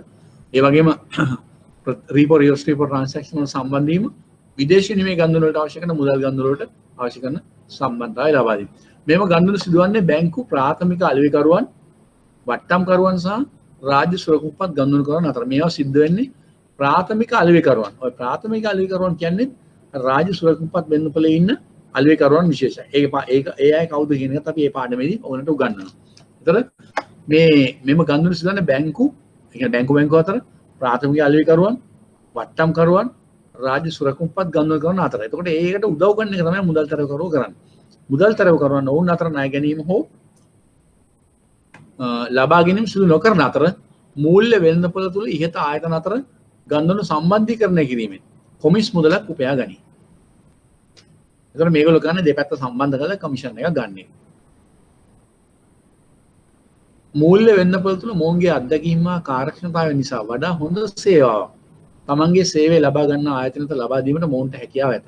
මොවුන් ක්‍රියාත්මක කරන මූල්‍ය වෙළඳපොළ කීප එක මම කලින් කිව්ව ඒවා තමයි. මේගොල්ලෝ ක්‍රියාත්මක කරන වෙළඳපොළ කීපයක් තියෙනවා. අන්තර් බැංකු විදේශ විනිමය වෙළඳපොළ ඉන්ටර්බැංක් ෆොරින් එක්ස්චේන්ජ් මාකට් එක. කියන්නේ ලංකාව ඇතුලේ තියෙන ෆොරින් එක්ස්චේන්ජ් මාකට් එක. අන්තර් බැංකු ඒක්ෂණ වෙළඳපොළ ඉන්ටර්බැංක් කෝල් මනි මාකට්. රජයේ සුරකුම්පත් වෙළඳපොළ ගවර්න්මන්ට් සිකියුරිටිස් මාකට්. මේ තුනේම මේගොල්ලෝ තරවුකාර සේවය දෙනවා. මෙම ආයතන සඳහා වෙනමම නීති හා නියාමන වෙබිලා නොමැතිවුවත් ශ්‍රී ලංකා මහ බැංකුවේ දේශීය කටයුතු දෙපාර්තමේන්තුව වගේ no objection නමින් ලිපියක්. දැන් ඇත්තටම මෙන්න මේ කොටස මේ නෝට් එකේ මේ කොටස පරණයි. ඒ කියන්නේ මේක ඇත්තටම මෙන්න මේ මම දැන් ඔයාලා නෝට් එකේ තියෙන මේ no objection. හරිද? මේ තියෙන්නේ ඒ කතන්දරේ පරණයි. මේකට දැන් ගයිඩ්ලයින් එකක් තියෙනවා. මේකට ගයිඩ්ලයින් එකක් දාලා තියෙනවා. මේ ගයිඩ්ලයින් එක ඉදිරි කාලේ මම ඔයගොල්ලන්ට කියලා දෙනවා. මනි බ්‍රෝකර්ස්ට සම්බන්ධයෙන් වෙනම ගයිඩ්ලයින් එකක් දාලා තියෙනවා. ඒක අපි හිතන මේක මේ පරණ නෝට් එකක් මේක දැන් අවුට්ඩේටඩ්. මේක යල් පැන ගිය මේකක්. ඒ නිසා මෙතන ඉඳලා මෙම ආයතන සඳහා වෙනමම නීති හා නියාමන වල පිළිලා නොමැතිවත් කියන තැන ඉඳලා පල්ලෙහා මෙන්න මෙතෙන්ට එනකන් මේ නෝට් එක කපා ගන්න. ඒක දැන් ඇත්තටම මෙන්න මෙතෙන්ට මේ අන්තිම බුලට් එක මෙන්න මෙතන. දේශීය කටයුතු දෙපාර්තමේන්තුවේ අධ්‍යක්ෂකවරයා විසින් මුදල් තරයකරන සම්බන්ධ කටයුතුවලදී සම්බන්ධ පුද්ගලයන්ට ක්‍රියාගෙන කියන තැනට නිකන් කපා ගන්න. තනීරකින් කපා ගන්න. ඒ වෙනුවට දැන් ගයිඩ්ලයින් එක සෙන්ට්‍රල් බැංක් එකෙන් දාලා තිනවා. ඒ ගයිඩ්ලයින් එක මම ඉදිරි කාලේ වුණාට වෙනම දෙනවා. එතෙන්ට නිකන් තියෙන්නේ මුදල් තරයකරන ගැන තත්ත්වය. ඒකට වෙනම ගයිඩ්ලයින් එකක් දාලා තිනවා. එතෙන්ට නිකන් මම ඒ ටික කපා ගන්න ඕගොල්ලෝ පෑනකින්. ඒ කියන්නේ නෝට් එක පරණ නෝට් එකක්. ඒකට වෙනම ගයිඩ්ලයින් එකක් තියෙනවා. ගයිඩ්ලයින් ඉදිරි කාලේ දෙනවා. ආයි දැන් ඔයගොල්ලෝ එනවා කොටස් තරයකරන ගාවට. ඒ කියන්නේ අර කොටස් තරයකරුව එක ඇතුලේ මුදල් තරයකරුව දැන් මේ දෙකේ වෙනස පැහැදිලි කරන්න ඕන නිසා. ඒ මිසක් මුදල් තරයකරුව කියන්නේ කොටස් වෙන්නබල පාඩමේ කොටසක් නෙමෙයි කියන එක ඔයගොල්ලෝ තේරුම් ගන්න තියෙනවා මම දන්නවා දැන්. මට පැහැදිලි ඔයගොල්ලන්ට තේරෙනවා ඇති මම කියන එක. පැහැදිලි නේද? හරිද? ඔයාලා රෙස්පොන්ස් කරන්න ඒක හරිනේ. කපා ගත්තා නේ ඒ ටික. දැන් අපි ආපහු කොටස් ඕකේ ෆයින්. දැන් අපි ආපහු යනවා පාඩමේ කොටස් තරයකරුන්ගේ තැනට යනවා. කොටස් තරයකරුවන් වශයෙන් කටයුතු කිරීමට බලපත්‍ර ලබා ගන්න ඕන. කොහෙන්ද ගන්නේ කොටස් තරව හැටියට වැඩ කරන බලපත්‍රේ? අර කලින් කියපු සුරකුම්පත්තා විනිමය කොමිෂන් සභාවෙන්. කොටස් සූමාරුවක් පවත්වාගෙන යන හෝ පැවැත්වීමේ අදහස් කොල්ලවන පුද්ගලයන් විසින්. සුරකුම්පත්තා විනිමය කොමිෂන් සභාව මගින් එසනා නිසි බලපත්‍රයක් අයදුම් කර ලබා ගත යුතුයි. එසනා නියම කරන ලබන ගාස්තුවක් ගෙවන්න ඕන. එසනා සපුරා යුතු කොන්දේසි තියෙනවා මෙන්න මේ ආදී වශයෙන් 15ට තියෙනවා. සමාගමක් හැටියට ලියාපදිංචි වෙන්න ඕන. ඉන්කෝපරේෂන් එක ගන්න ඕන. කොටස් සූමාරුවේ සමාජිකත්වය ලබා ගන්න ඕන. සමාගමේ අධ්‍යක්ෂවරු මෙන්න මේ සුසුකම් වලින් සමන්විත වෙන්න ඕන. බුන්නත් වෙන්න බෑ. ඒ වගේ කලින් එහෙම ප්‍රශ්න ඇති වෙච්ච සමාගමක අය වෙන්න බෑ.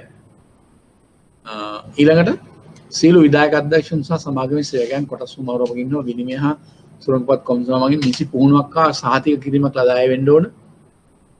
අයදුම් කරන සමාගම විසින් අදාළ සුරකුම් තැබීමට හැකි වෙන අතර ඒ අමාත්‍ය රාශිය නීතිගත කරනු ලැබේ.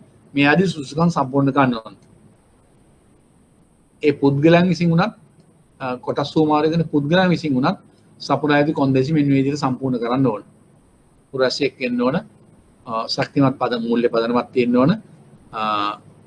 ඒ වගේම සුරකුම් පත්තා විනිමය කමිසා පන්තියට ලියාපදිංචි කොටස් සුමාරෝ කඩන සම්බන්ධ නුසුසු පුද්ගලෙක් නෙවෙන්න ඕන. ආදී වශයෙන් ඊළඟට තියෙනවා යටින් තව කොටසක් ආයෝජන කළමනාකරු. දැන් මේවා හැමදාම ප්‍රශ්න කොටස් මේ ආයෝජන කළමනාකරු margin provider underwriter හරිද මේවා හැමදාම ප්‍රශ්න areas ඊට පස්සේ මෙන්න මේ පල්ලෙහාන් තියෙනවා තව මේ කොටස් වෙන වල ක්‍රියාත්මක වෙන එක එක ආයතන වර්ග margin providers ලා credit rating providers underwriters ඒගොල්ලන්ගේ ප්‍රාග්ධන අවශ්‍යතාවය හා ද්‍රවශීල ප්‍රාග්ධන අවස්ථාවේ ටේබල් එකක් තියෙන ඒක ඔයගොල්ලෝ බලා ගන්න මම එකින් එක කියන්න අවශ්‍ය නැහැ. නමුත් අනිත් දවස් අද අපිට තව පොඩි වෙලාවක් තියෙන්නේ. අනිත් දවසේ අපි මෙන්න මේ කොටස් තුන කතා කරන්න ඕන. මේ පාඩමේ මතක තියාගන්න. මේක මෙන්න මේ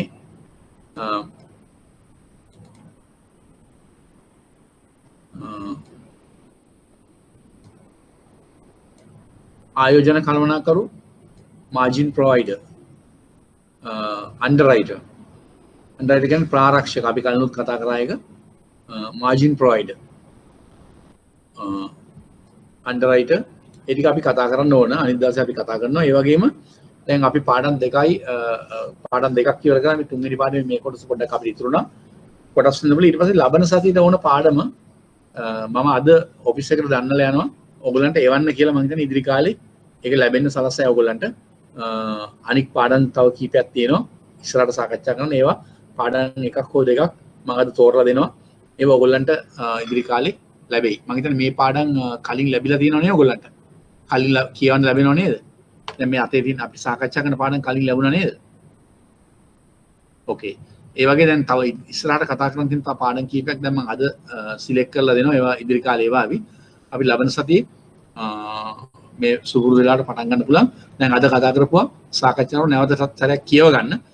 ඕගොල්ලන් ප්‍රශ්න පත්‍ර එහෙම අරන් දැම්ම කලබල වෙන්න ඕනේ ප්‍රශ්න පත්‍ර සාකච්ඡා කරන අපි වෙලාවට කරනවා ඒවා. ඒවා බැලුවම පෙනේ ඔය කතා කරන දේවල් වලින් ප්‍රශ්න හැමදාම එන ඒරියාස් වලින් තමයි අපි කතා කරන්නේ. හරි නේද? මගේ නම්බර් එක ලියාගත්තා නේද හැමෝම? මොනවා වෙනම ගැටලුවක් තියෙනවා මට SMS ගන්න කතා කරන්න ඕන සාමාන්‍ය හවසට 6න් 7න් පස්සේ අපි කතා කරන්න පුළුවන්. හරි නේද? අපි එහෙනම් අද පාඩම ඉවර කරන්න යන්නේ. අපි ලබන සතියේ මේ නතර කරපු තැනින් පටන් ගන්නවා. අනිකුත් පාඩම් මම එවනවා. Okay, fine. Thank you.